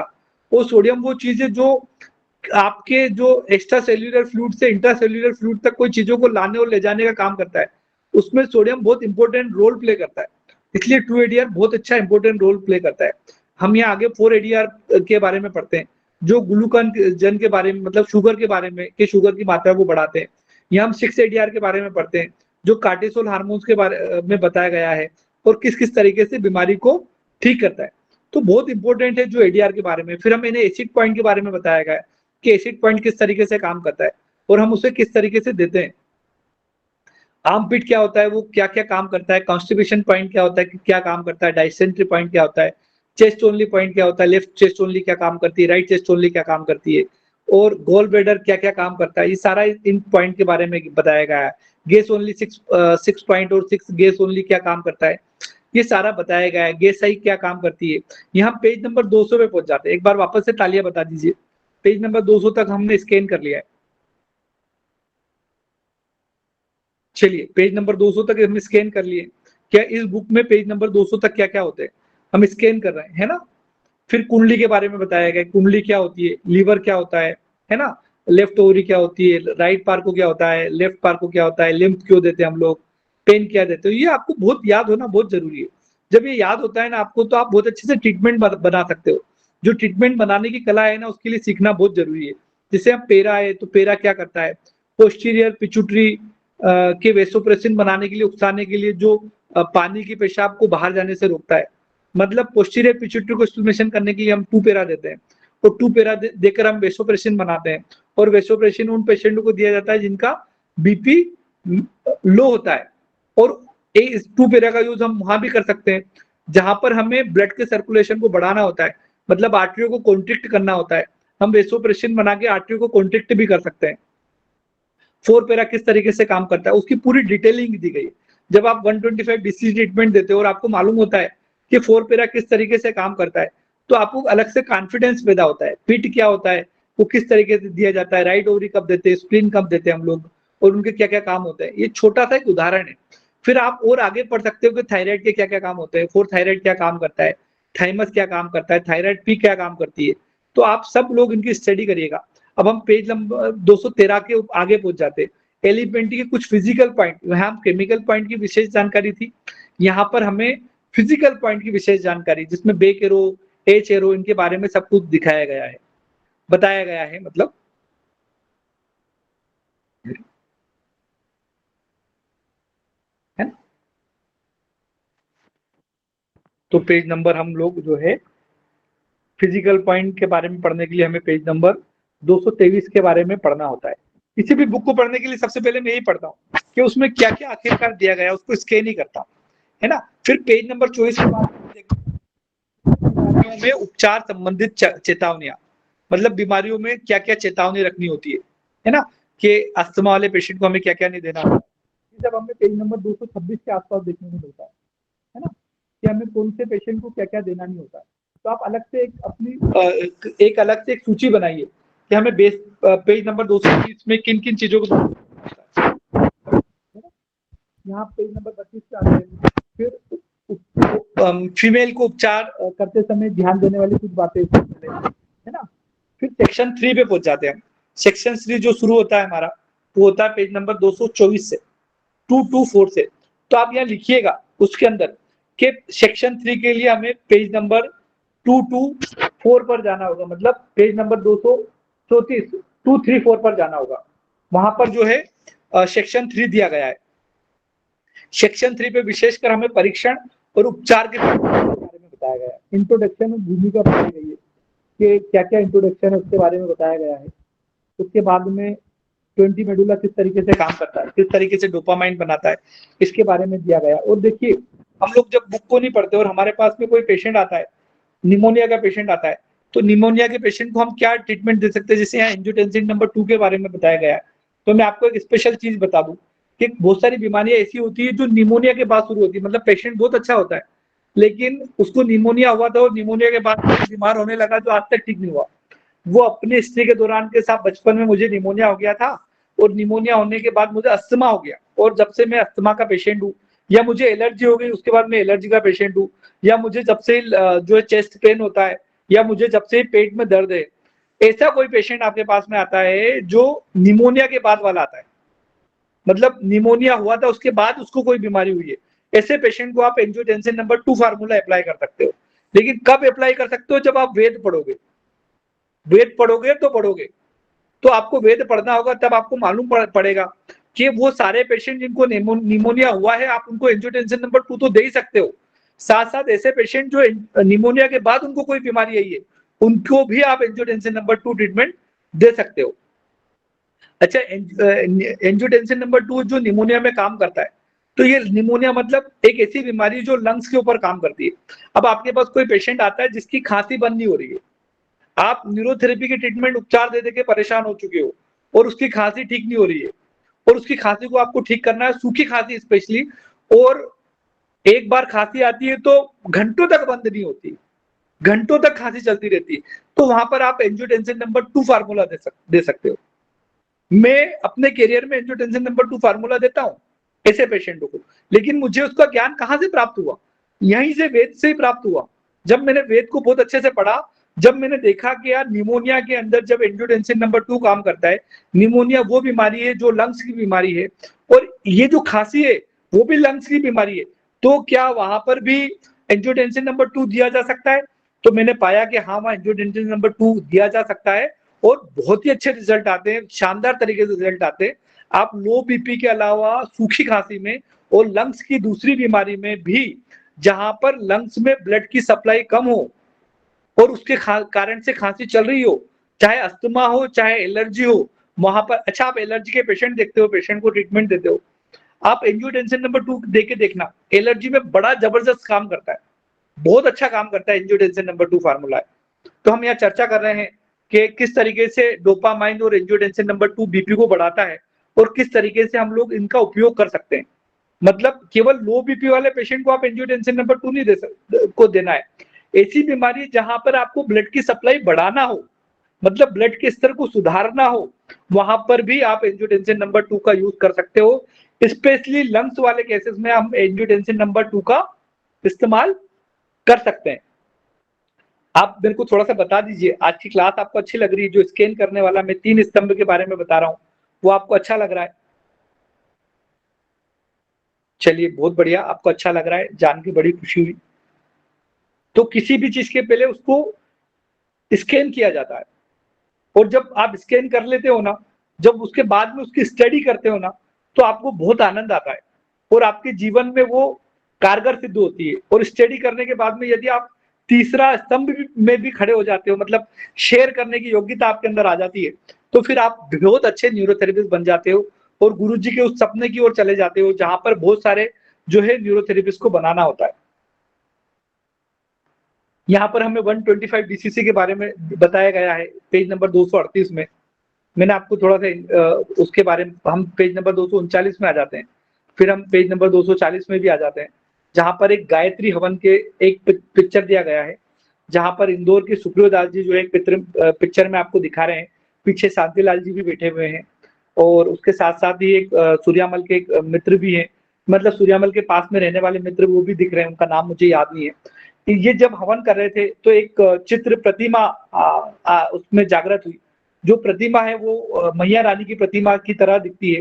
इसका किसी ने पिक्चर ले लिया और फिर उस पिक्चर को भी उस वक्त दिखाया गया है। ये गायत्री हवन की पूर्ण आहुति के दौरान का चित्र दिया गया है। नीचे आप बहुत ध्यान से दिखेंगे तो एक लायन की प्रतिमा है और ऊपर जो है मैया रानी की प्रतिमा है, जो उस लायन के ऊपर बैठी है, उस शेर के ऊपर बैठी है, उस पिक्चर में हमें देखने को मिलता है। तो इस पिक्चर को मैं वापस से नमन करता हूँ। ये 17 जनवरी 2007 की पिक्चर है, 20 बैच की पिक्चर है।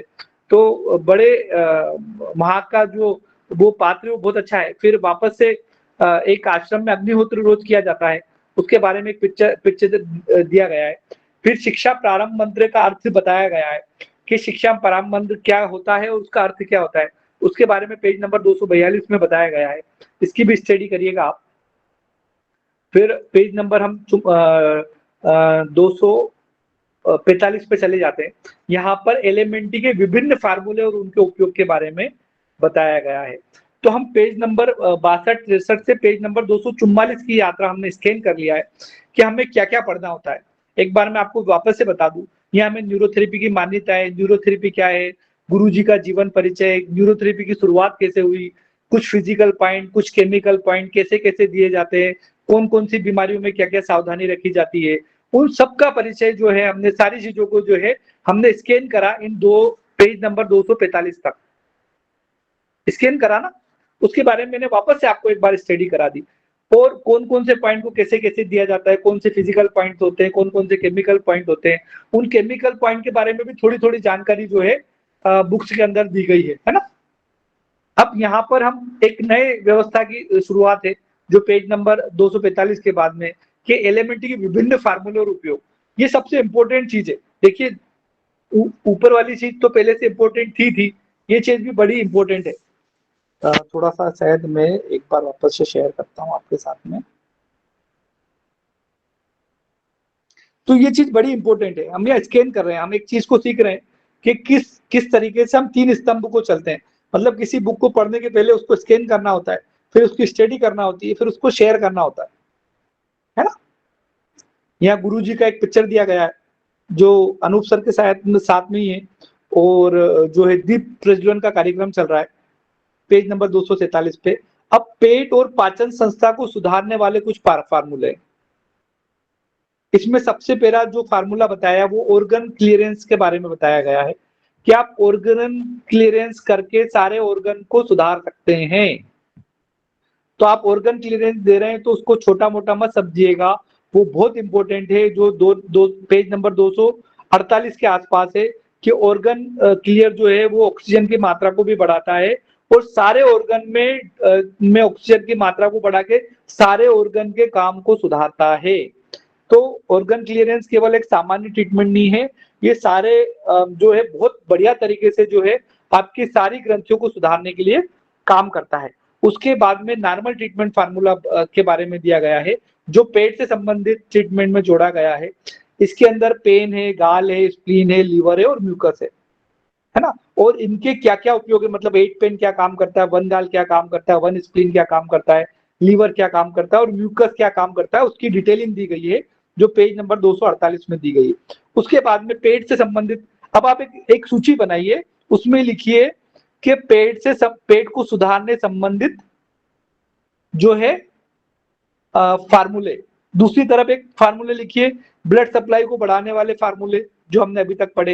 एक स्तंभ उसमें अलग भी लिखिएगा कि दर्द को कम करने वाले ज्वाइंट से रिलेटेड वाले फार्मूले। एक स्तंभ उसमें एक चीज और जोड़िएगा, हेपरिन से रिलेटेड फार्मूले। तो ऐसे अलग अलग स्तंभ बनाइए। तो फास्ट ट्रीटमेंट भी आता है, उसमें गैस आता है, गैस ही आता है, गाल आता है, स्प्लीन आता है, लीवर आता है, ये सब फास्ट ट्रीटमेंट के अंतर्गत आते हैं। ये किस तरीके से भोजन के एब्जर्वेशन में स्पेशल भूमिका निभाता है, ये फार्मूला किस तरीके से बनाया गया, उसके क्या क्या उपयोग है, ये पेज नंबर 249 में दिखा गया। फिर इन फार्मूलों को कैसे साथ में दे सकते हो, मतलब नॉर्मल अजय नॉर्मल को आप नान लिख सकते हो, फास्ट अजय नॉर्मल को आप फेन लिख सकते हो, ऐसे इसके बारे में बताया गया है। फिर इसमें बताया गया है कि आप 10 मेडुला को और जोड़ देते हो फास्ट ट्रीटमेंट में तो वो किस तरीके से ज्यादा और उपयोगी हो जाता है। 10 मेडुला मतलब वेगस नर्व को आप जोड़ देते हो तो बड़ी बड़ी बीमारियों में, जब बहुत सारे ट्रीटमेंट नहीं थे ना तो केवल 10 मेडुला को ही इन बीमारियों में जोड़ा गया था, बड़ी बड़ी बीमारियों में वहां पर नॉर्मल अजय नॉर्मल फार्मूले ही दिए जाते थे और रिजल्ट आते थे। मैं एक पेशेंट से मिला था जिसको मोटर न्यूरॉन डिसऑर्डर में रिजल्ट आए थे। जब उस पेशेंट से चर्चा हुई तो मालूम पड़ा कि उनकी वाइफ को केवल उनके हस्बैंड को देने के लिए केवल एक ही ट्रीटमेंट सिखाया गया था, वो ट्रीटमेंट है राउंड नॉर्मल फार्मूला।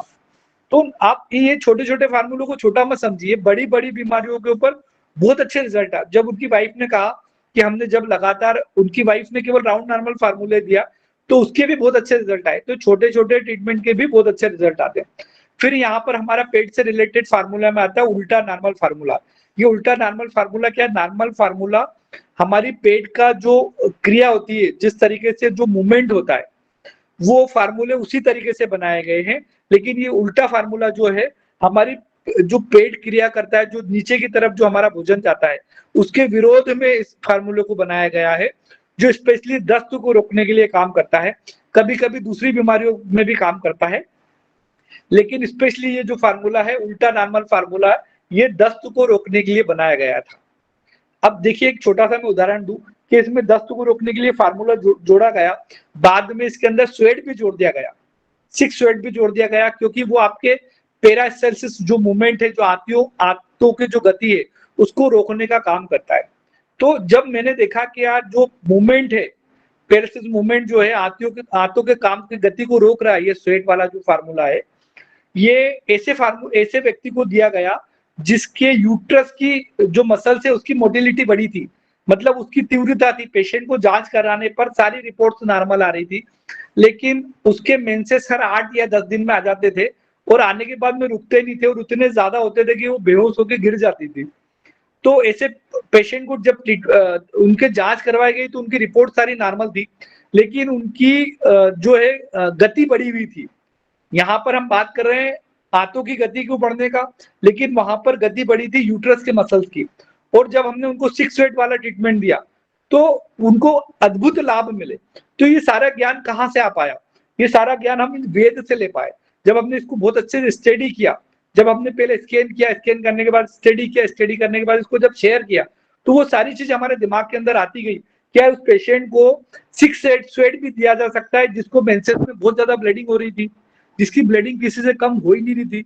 तो जब आप इस तरीके से वेद को स्कैन करते हैं और जब स्टडी करते हैं और स्टडी करने के बाद जब शेयर करते हैं, तो आपके अंदर वो ज्ञान पैदा होता है, जो ज्ञान आपको बहुत अच्छे स्तर तक ले जाता है। फिर यहाँ पर हमने अगले जो हमारा पेज नंबर 252 चालू होता है, 251 नंबर पेज पूरे होते हैं हमारे, 252 नंबर जो पेज आता है, वो हमें एसिडोसिस और एल्कलोसिस के बारे में बताता है कि किस तरीके से एसिड वाले ट्रीटमेंट होते हैं, कौन कौन से हमारे एल्कली वाले ट्रीटमेंट होते हैं, और किस तरीके क्या क्या सिम्टम्स होते हैं एसिडोसिस को पहचानने के, क्या क्या सिम्टम्स होते हैं एल्कलोसिस को पहचानने के।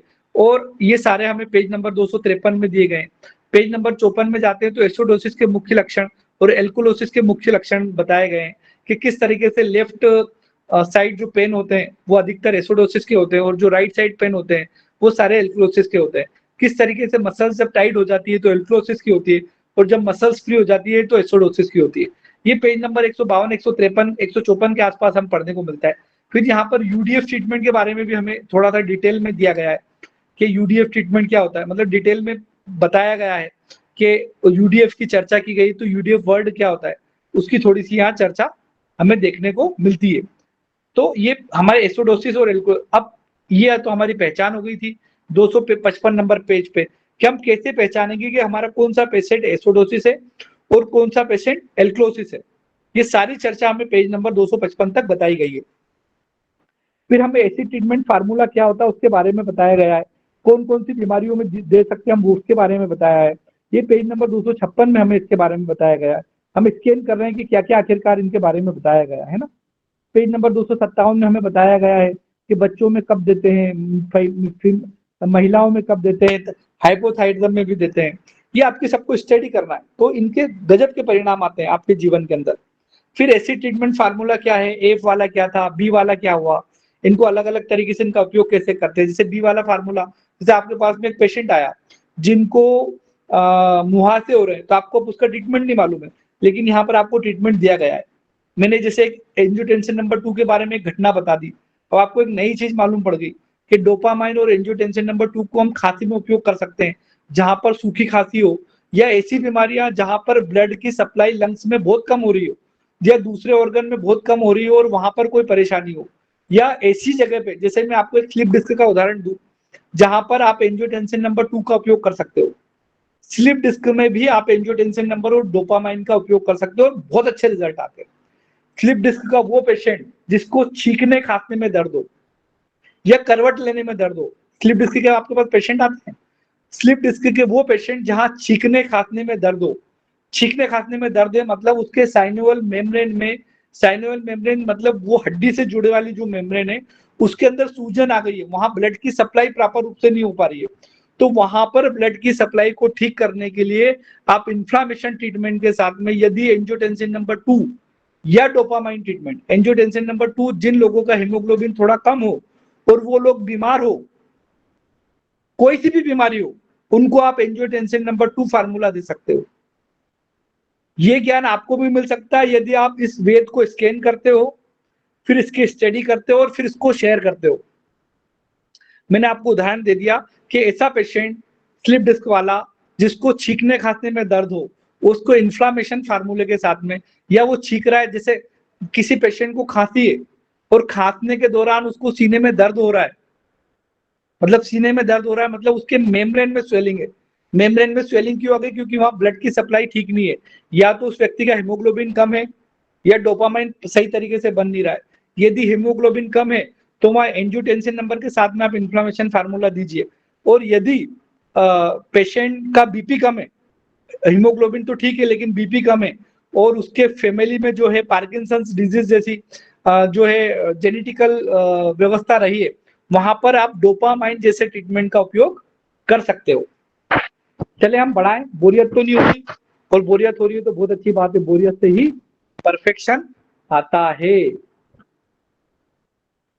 तो यहाँ पर जो है नॉर्मल एज नॉर्मल ट्रीटमेंट के बारे में बताया गया है, एसिड ट्रीटमेंट के बारे में बताया गया है, फिर एल्कली ट्रीटमेंट के बारे में बताया गया है पेज नंबर 261 में।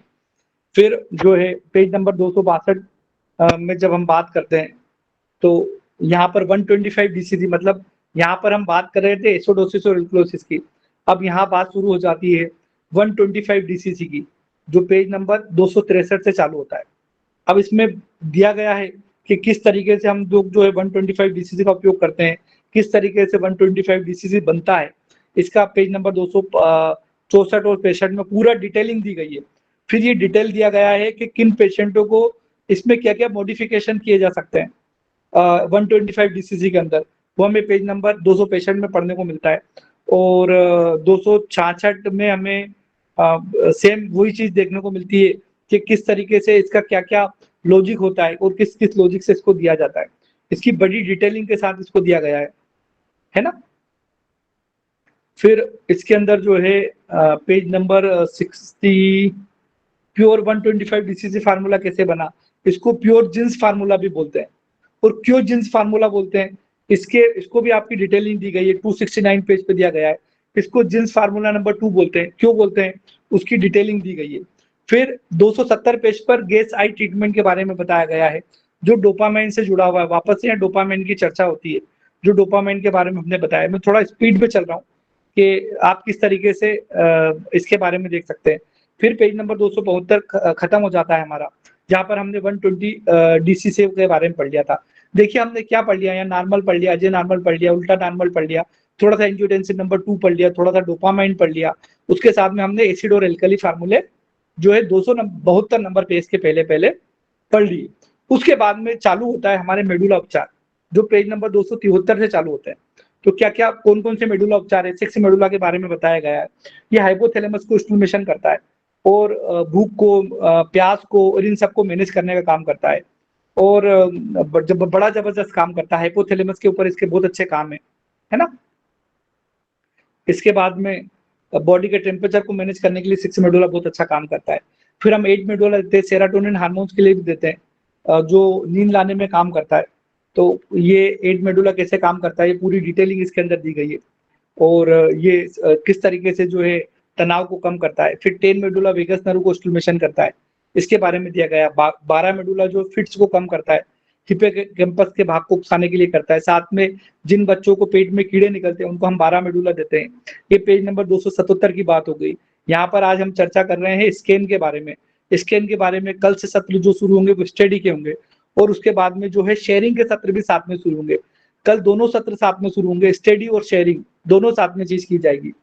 फिर हम 15 मेडुला के बारे में पढ़ते हैं कि 15 मेडुला एसिटाइलकोलाइन नाम का एक जो है वो न्यूरोट्रांसमीटर बनाता है, और वो न्यूरोट्रांसमीटर हमारे लिए कैसे जरूरी है। हर ट्रीटमेंट के पहले आप 15 मेडुला देते हैं तो वो बहुत अच्छा काम करता है, क्योंकि उसके सिग्नल बहुत अच्छे से पहुंचते हैं।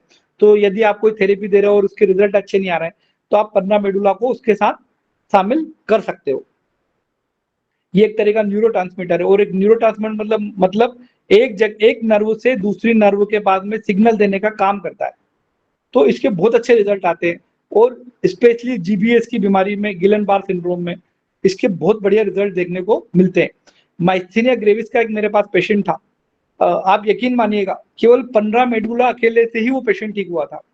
आप भूल जाते हो, लेकिन जब ये वापस से पढ़ते हो माइस्थेनिया ग्रेविस का, आप पूछते हो कि माइस्थेनिया ग्रेविस का पेशेंट आया, हम उसको कैसे देखेंगे, उसको क्या ट्रीटमेंट देंगे, तो आपके पास में पहला ट्रीटमेंट यहीं से पढ़ने को मिल जाता है कि 15 मेडुला, और सच में बहुत अच्छा काम करता है। मैंने माइस्थेनिया ग्रेविस के करीब 14-15 पेशेंट अपनी लाइफ में देखे होंगे, और सारे पेशेंट में सबसे अच्छा रिजल्ट किसी न्यूरोथेरेपी में आता है ना, मेरे पर्सनल लाइफ में मैंने एक्सपीरियंस किया है, तो 15 मेडुला का माइस्थेनिया ग्रेविस में बहुत ही अच्छा रिजल्ट आता है। मतलब कई पेशेंट ऐसे जो मेरे पास लगातार रुक नहीं पाते, तो उनको थोड़े दिन थेरेपी दी और 15 मेडुला अकेला सिखा दिया और कहा कि 1 महीने बाद आना। देखिए माइस्थेनिया ग्रेविस में एक चीज बहुत इंपॉर्टेंट होती है, लाइपेज और एमाइलेज। इनका लाइपेज और एमाइलेज थोड़ा सा बिगड़ जाता है, थोड़ा कम हो जाता है, तो हमें उसके ऊपर भी ध्यान देना होता है। लेकिन 15 मेडुला बहुत अच्छे से काम करता है।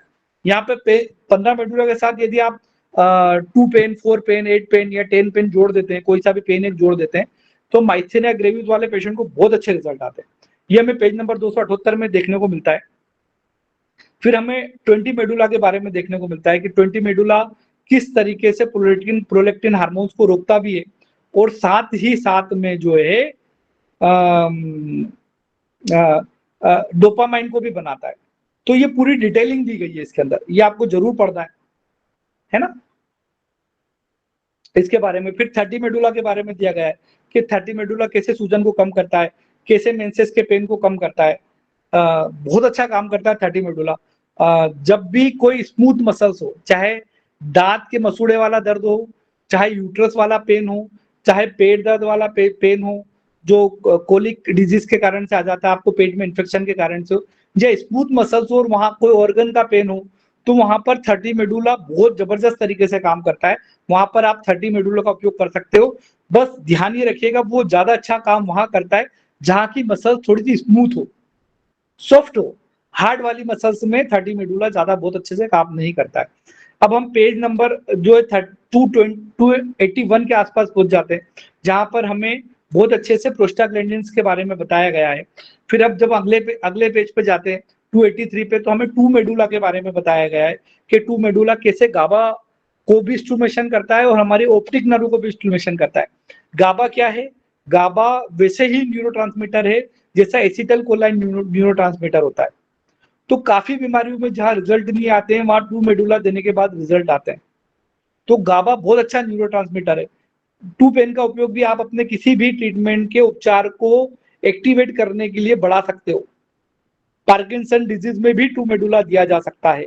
ये सारा वेद में पढ़ने के बाद आपको पढ़ने को मिल जाता है। फिर हम 4 मेडुला का किस तरीके से काम करते हैं, किस तरीके से नर्व जाती है, इसका बहुत डिटेल में यहाँ पर विस्तार से बताया गया है।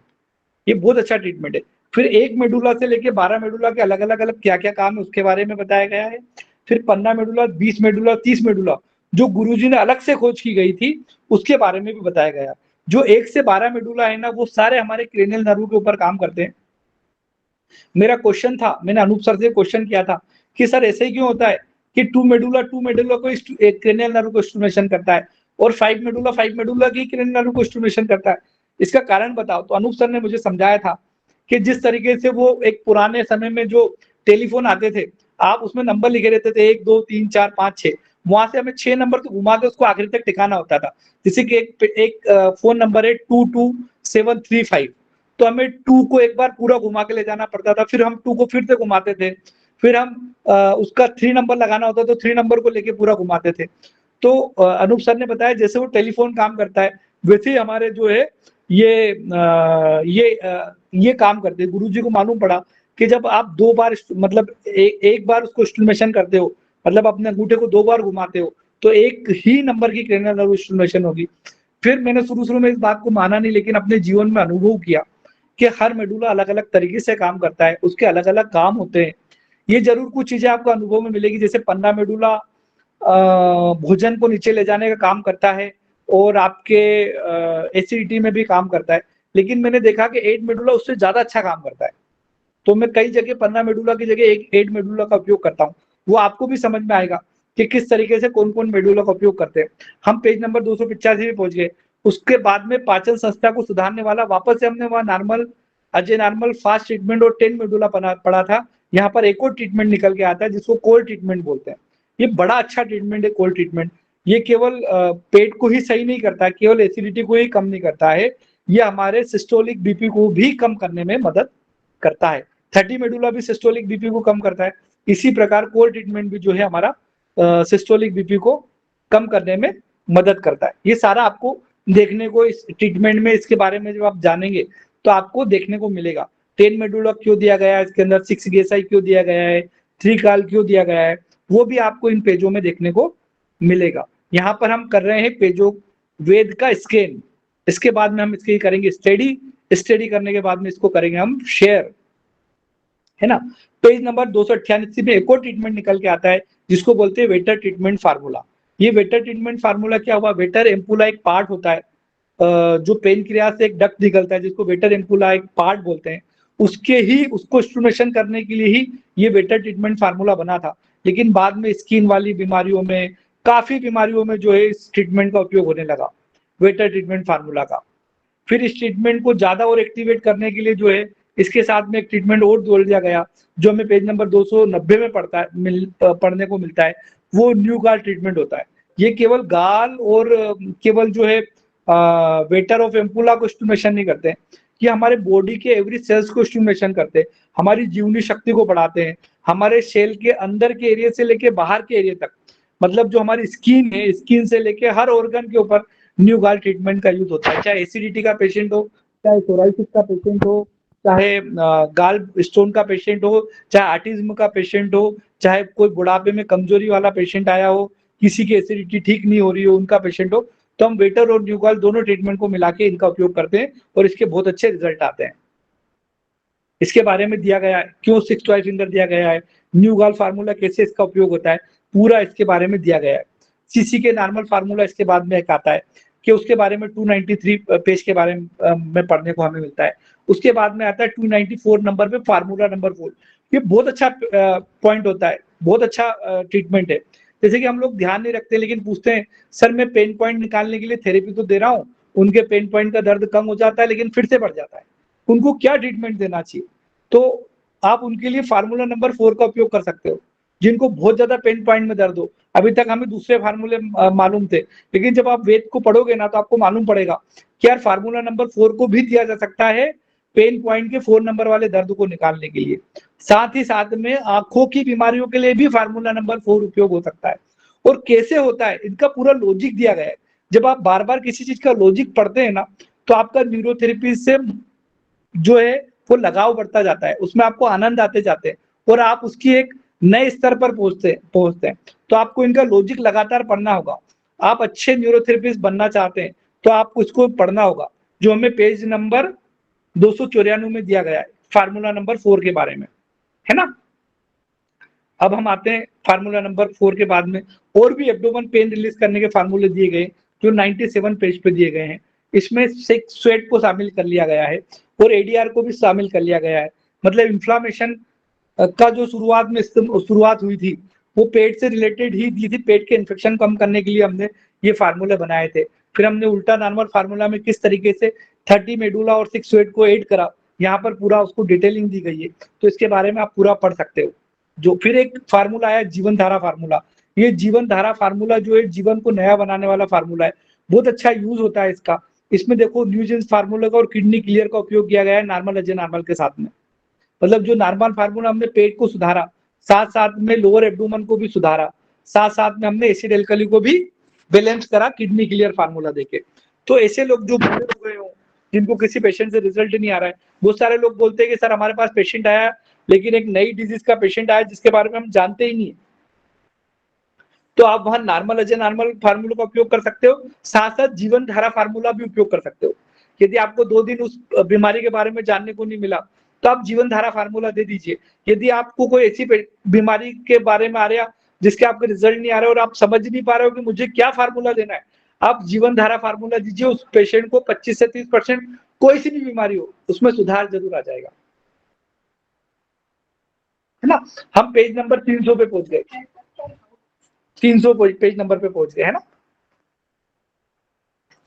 300 पेज नंबर के बाद में आ जाता हमारा 301 नंबर पेज पे यूडीएफ फार्मूला।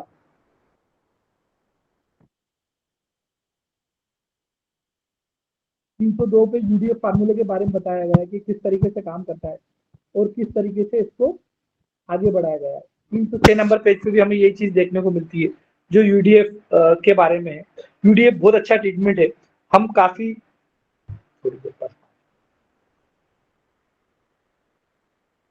यूडीएफ फार्मूले के बाद में होल यूडीएफ फार्मूला क्या होता है उसके बारे में पूरी डिटेल दी गई है, वो किस तरीके से काम करता है। साथ साथ में उसमें हाफ कुंडली 20 सेकंड, 13 सेकंड, 6 सेकंड जो दिया जाता है मोनोसाइट्स, न्यूट्रोफिल्स और बेसोफिल्स के बारे में भी बताया गया है। ये पेज नंबर 312 में बताया गया है। पेज नंबर 312 के बाद में जब यूडीएफ के बाद में भी थोड़ी पेशेंट को दिक्कत आ रही थी तो हमने एक स्पेशल फार्मूला बनाया जो एचसीएल फार्मूला है। बहुत जबरदस्त काम करता है, एसिडिटी के अंदर काम करता है, बड़ी बड़ी बीमारियों के अंदर काम करता है। जब आप इसके अंदर पता करोगे तो आपको पता लगेगा कि हमारे पास में एक जो 22 एक और भी पाना है जो 32 नंबर का है, वो एचसीएल ट्रीटमेंट फार्मूला है। तो इसके बारे में हमें मालूम पड़ता है। उसके बाद में इन्फेक्शन और इन्फ्लामेशन को ठीक करने के उपचार बने, जिसमें 6ADR बहुत इंपॉर्टेंट भूमिका निभाता है, जो पेज नंबर 316 के आसपास आता है। फर्स्ट डे हमें क्या देना है, सेकंड डे क्या देना है, उसके बारे में दिया गया है। उसके बारे में इंजुरी ट्रीटमेंट फार्मूला है, ये फार्मूला बनाया गया है जो पेज नंबर 319 में दिया गया है। फिर वायरल ट्रीटमेंट फार्मूला बनाया गया है जो हम वायरल ट्रीटमेंट में देते हैं। ये बहुत अच्छा काम करता है, बहुत जबरदस्त काम करता है। कई सारे पेशेंट को बहुत बड़ी बीमारी हो जाती है लेकिन इनको एक वायरल इन्फेक्शन होता है, उसके बाद ये बीमारी होती है। तो हमें वो बीमारी का नाम कुछ भी हो, यदि कोई बीमारी वायरल इन्फेक्शन के बाद शुरू हुई है, उसकी जो शुरुआत है वो वायरल इन्फेक्शन से रिलेटेड है, तो हम इन फार्मूला का उपयोग कर सकते हैं। फिर एलिमेंट्री में हेपरिन फार्मूले आ गए। तो हेपरिन फार्मूले में एक heparin, TT heparin, T heparin, P heparin, ये सारे ए हेपरिन, ये सारे फार्मूले आए। और उसके बाद में एक फार्मूला बना मल्टी हेपरिन फार्मूला। मतलब ये सारे फार्मूले को के साथ में एक मल्टी हेपरिन फार्मूला बन गया जो पैरालिसिस वाले पेशेंट को और बहुत सारे पेशेंट को बहुत अच्छा काम करता है। जैसे उन लोगों को स्पाइनल कैनाल स्टेनोसिस को, जिनको लंबी देर खड़े रहने में, लंबी दूर चलने में, जहां में ब्लड की सप्लाई बढ़ाना होती है, वहां पर भी जो है मल्टी हेपरिन फार्मूला बहुत अच्छा काम करता है। स्पेशल चिल्ड्रंस में भी हम मल्टी हेपरिन फार्मूले का यूज करते हैं। जब मल्टी हेपरिन फार्मूला हमारा 333 के बाद खत्म होता है तो हमारा विटामिन B12 फार्मूला चालू होता है। विटामिन B12 फार्मूले के बहुत अच्छे उपयोग बताए गए हैं। इसको फेयर एंड लवली ट्रीटमेंट भी कहा जाता है क्योंकि इसको देने के बाद में मोशन का रंग तो काला हो जाता है लेकिन चेहरा का रंग गोरा हो जाता है। फिर फोलिक एसिड ट्रीटमेंट के बारे में बताया गया है। यदि कोई से आर्गन का विकास नहीं हुआ हो या कोई ऐसी बीमारी जो माँ के पेट के यूट्रस से शुरू हो गई हो तो वहां पर भी हम इस ट्रीटमेंट का उपयोग कर सकते हैं। इसको फोलिक एसिड ट्रीटमेंट फार्मूला कहा जाता है। या जन्म से कोई बीमारी आ गई हो, जैसे कि फोलिक होल इन द हार्ट वाली बीमारी आ गई हो, या कोई सी भी बीमारी हो जो जन्म से किसी ऑर्गन का डेवलपमेंट नहीं हुआ हो, या जैसे जन्म से, अभी मैं एक पेशेंट को देख रहा हूँ, थैलेसीमिया वाले पेशेंट को देख रहा हूँ, तो उसको जन्म से थैलेसीमिया, मतलब उसके जो बोन मैरो सही से काम नहीं कर रही है, तो हमने वहां पर उसको फोलिक एसिड ट्रीटमेंट से ही शुरुआत करी और उसको बहुत अच्छे रिजल्ट आए। उसके बाद में पंडित जी के कहने पर उसको चक्र उपचार भी दिया गया, उसके भी बहुत अच्छे रिजल्ट आ रहे हैं। लेकिन उनको पहला ट्रीटमेंट हमने यही दिया था, फोलिक एसिड फार्मूला। तो जब भी किसी ऑर्गन का डेवलपमेंट नहीं हो पाता है, बचपन से, जन्म के समय से ही कोई बीमारी आ जाती है, तो वहां हम फोलिक एसिड फार्मूला देते हैं। फिर हमारा न्यूजेंस फार्मूला आया जो पेज नंबर 341 पे आया, है ना। उसमें कौन कौन सी बीमारियों में दिया जाता है उसके बारे में बताया गया है ना। उसके बाद में हमारे स्टार फार्मूले शुरू हुए जो हमारे रूमेटॉइड आर्थराइटिस की बीमारी से शुरू हुए। इसमें new star acid, new star alkali, साथ साथ में new star modified treatment formula दिया गया। जब आप इसके फार्मूले के बारे में पढ़ोगे ना तो आपके दिमाग के परछरे उड़ेंगे, आपके दिमाग की दरवाजे खुलेंगे और आपको मालूम पड़ेगा क्या न्यू स्टार मॉडिफाई का ट्रीटमेंट केवल और केवल जोड़ों के दर्द में नहीं, केवल आरे वाले पेशेंट को नहीं, आप बैक पेन वाले पेशेंट को भी दे सकते हो जिनको यूट्रस से रिलेटेड या जिनके ऊपर कुछ गलत व्यवस्थाओं से रिलेटेड उनको बीमारी है, ये पता ही नहीं लगा कहां से आ गई है। उन लोगों के दर्द को कम करने के लिए new star modified treatment formula का उपयोग किया जा सकता है। अब इस फार्मूला का पढ़िए, इसमें 6WD है, मतलब जिनको WD में भी दर्द है या यूट्रस से रिलेटेड कोई समस्या और बैक पेन हो गई या स्लिप डिस्क हो गया, उसको new star modified treatment formula दिया जा सकता है। जब आप इनको गहराई से पढ़ोगे ना तो आपको, आपके पास पानों का खजाना हो जाएगा, मतलब ट्रीटमेंट का खजाना हो जाएगा कि आप कौन कौन से ट्रीटमेंट दे सकते हो, है ना। यहाँ पर new star acid new star फार्मूले में देते समय आपको क्या क्या सावधानी, ये पूरा जो है पेज नंबर 355 तक बताया गया है। इसके बाद में लेफ्ट साइड ट्रीटमेंट फार्मूला बताया गया है 357 पेज से, मतलब किस तरीके से हम कॉन्स्टिपेशन को ठीक कर सकते हैं। फिर राउंड नॉर्मल फार्मूला है, बहुत गजब का फार्मूला है ये, इसमें थोड़ा सा बताया गया है लेकिन ये बहुत जबरदस्त तरीके से काम करता है। फिर लैक्टिक एसिड क्या होता है, उसको कैसे वो फार्मूला होता है, उसके क्या क्या लॉजिक होते हैं, ये पेज नंबर 358 में बताया गया। जो लोग थका महसूस करते हैं, कोई सी भी बीमारी हो, थका थका सा महसूस करते हैं, ऑक्सीजन की कमी होती है, उनको आप लैक्टिक एसिड फार्मूला दे सकते हो ऑक्सीजन को बढ़ाने के लिए। फिर एंजियोटेंसिन नंबर 2 के बारे में थोड़ी डिटेलिंग दी गई है, आगे जो हमने पिछले पढ़ा था पेज नंबर 362 में, है ना। फिर 362 के बाद में वेसोप्रेसिन के बारे में बताया गया है कि किस तरीके से आप वेसोप्रेसिन का यूज कर सकते हो, 2 पैरा के द्वारा आर्टरी को कॉन्ट्रैक्ट कर सकते हो और बीपी को बढ़ा सकते हो। फिर मल्टीविटामिन फार्मूला के बारे में बताया गया है कि मल्टीविटामिन फार्मूला किस तरीके से काम करता है, 368 नंबर पेज पे। फिर किडनी क्लियर एंजाइना ट्रीटमेंट के बारे में बताया गया है कि एंजाइना ट्रीटमेंट कैसे काम करता है और क्या क्या काम करता है। फिर किडनी क्लियर फार्मूला के बारे में बताया गया है जो 369 नंबर पेज पे बताया गया है। उसके बाद में जो है अनिल शर्मा एक ट्रीटमेंट होता है, फिर ऑक्सीजन हार्मोनल एक ट्रीटमेंट होता है, उसके बारे में बताया गया है ना। फिर ऑक्सीजन फार्मूला के बारे में बताया गया है। फिर जो है उसके बाद में आपको ओएनएस एनएनएस के बारे में बताया गया है। उसके बाद में मोनिश ट्रीटमेंट के बारे में बताया गया है, लेकिन यहाँ तक काफी है, पेज नंबर 376 तक। तो पेज नंबर 376 के बाद में फेदर टच के बारे में बताया गया है। मोनिश ट्रीटमेंट का शायद कोई यूज करते ही नहीं, मैं भी नहीं करता हूँ। फेदर टच ट्रीटमेंट के बारे में बताया किस तरीके से काम करता है, कैसे इसको देना है, पेज नंबर। फिर कंप्लीट सिस्टम फार्मूला बताया गया है, बहुत अच्छा ट्रीटमेंट है, लोग भूल जाते हैं इसको, लेकिन जब आप वेद पढ़ोगे ना, सब क्लीवेंट ट्रीटमेंट के बारे में बताया गया है, तो आपको समझ में आएगा कि किस तरीके से काम करता है ना। फिर यहाँ पर आवाज आने पर कौन सा मेडुला दे सकते हैं, अलग अलग मेडुला के लिए अलग अलग फार्मूले बताए गए। फिर ये बताया गया नेकलेस पॉइंट जो है, नेकलेस पॉइंट क्या होता है, इनके बारे में सारे पेज नंबर के बारे में बताया गया है। फिर उसके बाद में हमारा वेद यहाँ पर जो है खत्म होता है। आखिरी में कुछ पिक्चर है जो बताए गए हैं, उसमें काफी लोग दिखते हैं और इस तरीके से वेद खत्म हो जाता है पेज नंबर 412 पे। तो ये था वेद का स्कैन। क्या था? वेद का स्कैन, ये पूरा स्कैन। अब आप देखो, एक बार मैं थोड़ा प्रेजेंटेशन दे दूं। न्यूरोथेरेपी की मान्यताएं, न्यूरोथेरेपी की थेरेपी है, कौन कौन से ट्रीटमेंट है, कौन कौन से तरीके से देना चाहिए, कौन कौन से तरीके से नहीं देना चाहिए। जब आप सोचिए, हमने स्कैन करने में इतने मजे आ गए हमें, जब हम इसकी स्टडी करेंगे तो कितने मजे आएंगे। तो आपके दिमाग के अंदर पहले प्रोटोकॉल होना चाहिए कि हमें पढ़ना क्या क्या है। मैंने आपका वेद का एक छोटा सा स्कैन बताया, आप लोगों को लगता है कि यार स्कैन से कुछ नहीं मिलेगा, लेकिन इस स्कैन से ही सब कुछ मिलेगा। क्योंकि एक अच्छा न्यूरोथेरेपिस्ट बनने के लिए, एक बुक को पढ़ने के लिए 3 आधार होते हैं। वो आधार होता है स्कैन करना, स्टडी करना और शेयर करना। तो आज हमने स्कैन किया। कैसी लगी आज आपकी क्लास, आप प्लीज बताइएगा। चलिए, श्याम जी बहुत बहुत धन्यवाद, रितु जी बहुत बहुत धन्यवाद। थोड़ा सा आज का समय मैंने ज्यादा ले लिया आप लोगों का, लेकिन 1 घंटे 1.5 घंटे के अंदर, मतलब 1 घंटे 10 मिनट से हमने शुरू किया था, मतलब 9:10 से शुरू किया था और 10:42, मतलब 1.5 घंटे में हमने पूरा वेद का जो है स्कैन कर लिया। मतलब बहुत ज्यादा समय लगता है लोगों को, लगता है कि यार वेद पढ़ने में बहुत समय लगता है, वेद को पढ़ने में बहुत ज्यादा समय लगता ही नहीं कभी भी। आप पहले एक बार स्कैन करिए, उसके बाद में बीच में उसकी स्टडी करिए कि किस तरीके से एंजियोटेंसिन नंबर 2 काम करता है, फार्मूला नंबर 4 काम करता है। तो आपको बहुत मजा आएगा इन ट्रीटमेंट के बारे में। हम और चर्चा करेंगे आगे के सत्र में, इसके बारे में वो डेप्थ में जाएंगे कि किस किस तरीके से काम करते हैं, लेकिन मैंने यहाँ आपको पहला स्तंभ बताया। चलिए, अब मैं थोड़ा सा आपसे थोड़ी देर के लिए जो है विराम चाहता हूँ। आगे का सत्र जो है ओंकार नाथ जी लेंगे और कल से सत्र आप लोग लेंगे। आप लोगों को अच्छी लगी क्लास, प्लीज बताइएगा। मेरे ये जो 1 घंटे 90 मिनट का जो लगातार प्रयास रहा स्कैन करवाने का, वो कैसा लगा आपको? मजा आया क्या? वो शंकर एहसान के गानों के की याद है आपको, जो उन्होंने बिना साथ लेके गाया था, या वो उनकी चालीसा, हनुमान चालीसा का आपको थोड़ा सा अनुभव हुआ, जो उन्होंने बिना साथ लेके जो आपको बताया था? आज वही कोशिश थी मेरी आपको कि मैं पूरा आपको एक स्कैन कराऊं वेद का, जिसको आप कल से जो है पूरे वेद सत्र को पूरा पढ़ाएं और आपको मजा आए, आपको मालूम पड़े कि यार बहुत कुछ है हमारे वेद के अंदर और काफी कुछ सीखा जा सकता है। मुझे उम्मीद है कि इस स्कैन के बाद में आपका थोड़ा सा मन वेद की तरफ जा रहा होगा कि यार वेद को पढ़ना चाहिए, बड़ा जबरदस्त चीज है, बड़ा मजेदार है और ये हमारे ज्ञान को बढ़ा सकता है।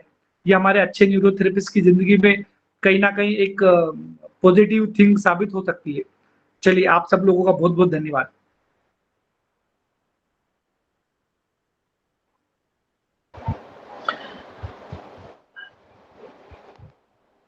बहुत बहुत धन्यवाद, बहुत बहुत धन्यवाद। अच्छा, मैं एक शब्द में बदलाव कर दूं? अच्छा, अब म्यूट हो गया है। चलिए, बिल्कुल कर सकते हैं, बदलाव करिए, आपका स्वागत है। हाँ, चलिए चलिए, मैं शब्द में ही बदलाव कर देता हूँ, आपको बहुत आनंद आएगा। अभी से हम ग्रुप में लिखेंगे, वेद पढ़ रहे हैं और आगे बढ़ रहे हैं। आपसे वेद पढ़ेंगे और आगे बढ़ेंगे, वो समय अब आके आया है। हम तकरीबन 6-8 महीने से हम लिखते जा रहे थे, वेद पढ़ेंगे आगे बढ़ेंगे, वेद पढ़ेंगे आगे, लेकिन अब है वेद पढ़ रहे हैं और आगे बढ़ रहे हैं। बहुत ही शानदार समय रहा आज का। देखिए, मैं सबसे पहले ना कुछ बातों को मैं क्लियर कर लेता हूँ। बहुत आप लोगों को बहुत आनंद आएगा, बहुत आनंद आने वाला है, बहुत जल्दी। देखिए, अभी मैं सबसे पहले आज का जो सत्र है उसका किसी को भी नोट्स चाहिए, जो एक 6 दिवसीय सत्र है, इसमें सभी को गुरु दक्षिणा अनिवार्य है। एक क्यूआर कोड दिया जाएगा, उस क्यूआर कोड पे आप 11 रुपए से लगा के अपने अपेक्षा से, मतलब 11, 21, 51 कितना भी सहयोग राशि उस पे आप दे सकते हो। कम से कम आपको 11 रुपए की अपेक्षा कर रहे हैं हम कि आप लोग 11 रुपए क्या करेंगे, सहयोग राशि के तौर पे देंगे और एक गुरु दक्षिणा के तौर पे देंगे। क्योंकि जो ये 6 दिनों का साथ है ना, एक शिष्य और गुरु का साथ रहेगा। तो गुरु पूर्णिमा के उपलक्ष्य में एक गुरु दक्षिणा के रूप में आप एक क्यूआर कोड आपको अरविंद जी का दे दिया जाएगा, अरविंद पाटीदार जी का, और आप लोग उस पर पेमेंट करेंगे। जिन्होंने पेमेंट करेंगे और जो लोग कमेंट करेंगे उनको नोट्स पूरे 6 दिन तक दिए जाएंगे। ठीक है, जिस दिन आपके कमेंट नहीं आएंगे उस दिन आपको नोट्स नहीं दिए जाएंगे। ये पूरा डिजिटली किया जा रहा है, आप चाह के भी एक दूसरे को नहीं शेयर कर सकते हैं, इतना हमने हाईटेक इसको बना दिया है। चाह के भी आप नहीं शेयर कर सकते, स्क्रीनशॉट भी नहीं ले सकते, ना शेयर कर सकते, इतना हमने हाईटेक बनाया है। अभी ये टेक्नोलॉजी के पीछे हम 1 हफ्ते से कार्य कर रहे थे, अभी हमारा जाके बन चुका है। तो वेद पढ़ रहे हैं, आगे बढ़ रहे हैं और एक स्वस्थ समाज गढ़ रहे हैं। परम पूज्य गुरु जी का आशीर्वाद और इस संजीवनी न्यूरोथेरेपी विद्या की शक्ति आप सभी के साथ है। इसी सकारात्मक ऊर्जा, एकाग्रता और समर्पण के साथ इस महा रिवीजन और डिकोड सत्र के हर एक पल का आत्मसात करते रहें। आपका यह सामूहिक प्रयास और संकल्प न्यूरोथेरेपी के इतिहास में निश्चित एक नया अध्याय लिखेगा और ये ज्यादा दिन नहीं, 1 हफ्ते के बाद ही लिखना आरंभ हो जाएगा। जय गुरु जी, जय न्यूरोथेरेपी। अभी मैं कुछ चीजें आपके पास रख देता हूँ, कुछ टैग लाइन में देता हूँ, उसके आगे की लाइनें आपको ग्रुप में लिखनी है। जैसे नींव रखेंगे, मजबूत बनेंगे, एलिमेंट्री वेद से आगे बढ़ेंगे, वेद पढ़ेंगे आगे बढ़ेंगे, या तो वेद पढ़ रहे हैं आगे बढ़ रहे हैं। उसके आगे ये 2 पंक्ति आपको जुड़ना है। अगर आप सही में पढ़ रहे हैं तभी लिखिएगा वेद पढ़ रहे हैं आगे बढ़ रहे हैं, नहीं पढ़ रहे हैं तो वेद पढ़ेंगे आगे बढ़ेंगे, यानी कि कल से आप वेद पढ़ोगे। ठीक है। दूसरा देखिए, शिष्य से शिक्षक बनेंगे, गुरु जी का सपना सच करेंगे। अगर आप वेद पढ़ रहे हैं तो लिखेंगे वेद पढ़ रहे हैं आगे बढ़ रहे हैं, या तो वेद पढ़ेंगे आगे बढ़ेंगे, इसके आगे आपको लिखना है। सीखेंगे मूल, मिटाएंगे सूल, वेद पढ़ रहे हैं आगे बढ़ रहे हैं, या तो वेद पढ़ेंगे आगे बढ़ेंगे। जो आप कर रहे हैं ईमानदारी से वही चीज लिखिएगा। आज से होगा शंखनाद, गुरु जी के ज्ञान से मिलेगा आशीर्वाद, वेद पढ़ेंगे आगे बढ़ेंगे, या तो वेद पढ़ रहे हैं और आगे बढ़ रहे हैं। ठीक है। और या तो जो लोग अभी तक वेद पढ़ रहे हैं उनके लिए मैं बता देता हूँ, वेद पढ़ेंगे आगे बढ़ेंगे, गुरु जी का सपना सच करेंगे, ऐसा भी लिख सकते हैं। वेद पढ़ेंगे आगे बढ़ेंगे, बिना दवा के स्वस्थ समाज गढ़ेंगे। क्योंकि ये आप गुरु पूर्णिमा के दिन आप संकल्प ले रहे हैं, तो जो संकल्प ले रहे हैं गुरु के कारण आपको उसको पूरा ही करना पड़ेगा। तो जो संकल्प लीजिएगा सोच समझ के लीजिएगा, जितना आपके अंदर सामर्थ्य है वही करिएगा। दूसरे का दिखावा करते हुए ना आप उसको मत करिएगा। जितना आपके पास सामर्थ्य है उतना, थोड़े ही समय में आपके पास QR कोड आ जाएगा, उस QR कोड पे 11 रुपए का सहयोग राशि है। पूरे 6 दिन का जो प्रोग्राम है ना, उसके लिए शुल्क रखा गया है 11 रुपए। कोई भी हो, चाहे पाठशाला से हो, कहीं से भी हो, आपको 11 रुपए का शुल्क देना अनिवार्य है। जो 11 रुपए का शुल्क देगा, जो भी सारथी कमेंट करेंगे और प्रतिदिन पढ़ करके भी एक सार हमें बताएंगे, एक नोट्स ग्रुप में डालेंगे खुद का समरी, उन्हीं को ये सारे नोट्स हम अपने तरफ से देंगे, नहीं तो नहीं मिलने वाले किसी को। ठीक है, तो ऐसी चीजें हैं। वेद पढ़ेंगे, आगे बढ़ेंगे, न्यूरोथेरेपी से के शिखर चढ़ेंगे। तो ऐसे बहुत सारे हैं। आपको मैं लिख करके रेवोल्यूशन ग्रुप में दे सकता हूँ, आप उसको भी कॉपी पेस्ट कर सकते हैं, या तो अपने बुद्धिमत्ता के अनुसार भी इसको कर सकते हैं। अभी जो लोग रेवोल्यूशन ग्रुप में नहीं जुड़े हैं, एक बार मैं लिंक डाल दूंगा, आप लोग जरूर उसमें जुड़ जाइएगा। और इस मुहिम को क्या करना है, एक आंदोलन में बदलना है। अभी देख लेते हैं, किसी के मन में कोई प्रश्न, कोई संशय है, कोई चीजें रह गई हैं, तो उनके विचारों को भी देख लेते हैं। और राकेश जी से मैं अनुरोध करूंगा कि अपने 2 मनमोहक शब्द भी रखें। और आज जो कि मैं बता पा रहा हूं, आज हमारी दोपहर में मीटिंग हुई, ये हकीकत सच्ची बात घटना है। हमने दूसरी पुस्तक का चयन किया था, लेकिन वो पुस्तक है ना, किसी कारण से गुरुजी चाहते नहीं थे कि उसको हम पढ़ाएं, उसमें कुछ न कुछ विघ्न आने लगे। तो हमने दोपहर में मीटिंग की, और दोपहर में मीटिंग करने के बाद ये जो तैयारी हुई है, वो दोपहर के बाद की हुई है। तो इतना शानदार कार्य हो रहा है, तो सोचिए कितनी टीम लगी हुई है, कितने लोग लगे हुए हैं इसमें, इस कार्य को करने के लिए। ठीक है, जो हमने सुबह तक जो चीजें तय की गई थी, वो तय चीजों के साथ हम 6 दिनों तक सरवाइव करना और चलना, वो नहीं है। वो जो हम कनेक्शन चाहते थे, वो कनेक्शन नहीं बिल्ड हो पा रहा था। उससे आपको नॉलेज बहुत ज्यादा मिलता था, लेकिन जो कनेक्शन चाहिए ना, हृदय से हृदय जुड़ने का, वो चीजें पॉसिबल नहीं हो पा रही थी। इसके लिए हमने क्या किया, बदलाव किया। हम सभी लोगों ने मिलकर के एक नया बदलाव किया। ऐसा विषय को चुना कि सीधा हमारा हृदय से हृदय तक का संवाद हो, एक एक शब्द हृदय स्पर्शी बने, एक एक शब्द हृदय की गहराइयों तक जाए, एक एक ज्ञान हृदय में समा जाए गुरु पूर्णिमा में। इसके लिए हमने ये लाया कि हमें हर सत्र में, हर पन्ने पे गुरु जी की हमें भावना प्रतीत हो, उनका उद्देश्य पता चले। इसके लिए हमने फिर इस पुस्तक का चुनाव किया है। ऐसे पुस्तकें बहुत सारी थी, जिसमें हमने पहले से एक पुस्तक की चुनाव कर चुके थे हम लोग। उस पे ही कल से 2-3 दिनों से मीटिंग चल रही थी, लेकिन आज दोपहर में जाकर के इसको बदला गया है। चलिए राकेश भैया।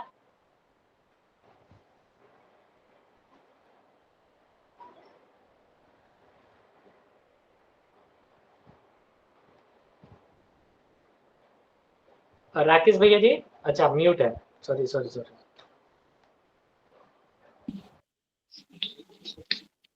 सभी को बहुत बहुत धन्यवाद, आप लोग इतने देर तक जुड़े रहे।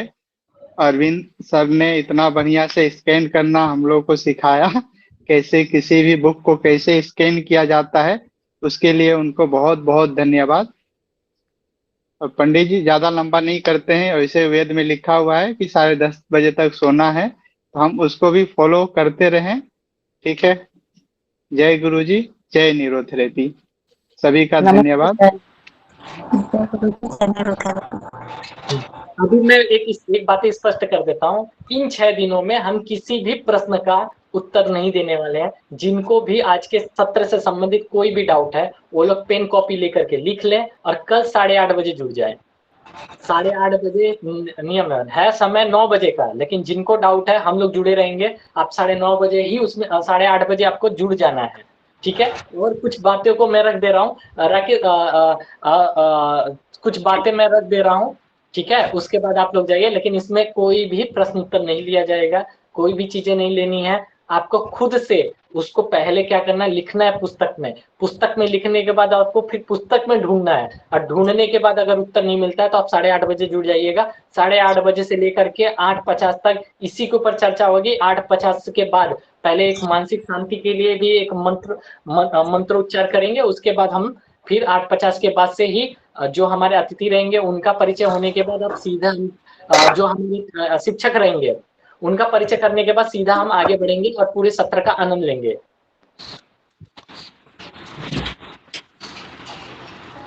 अगर कोई सुझाव है वो दे सकते हैं।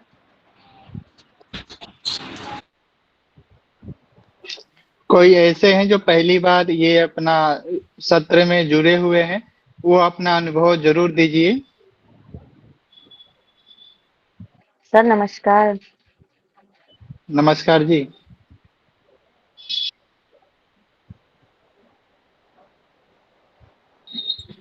बोलिए जी, आगे भी नमस्कार के बाद।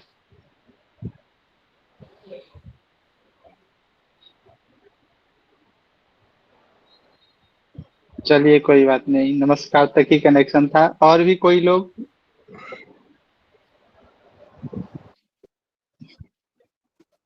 सर ये जो वेद की बुक है इसकी पीडीएफ डाल दीजिए ग्रुप नहीं में। नहीं बिल्कुल नहीं मिलने वाला, अभी तो हमने बोला है चीज, जो नियम है सर हम उसको फॉलो पढ़ेंगे कहाँ करिए, से सर?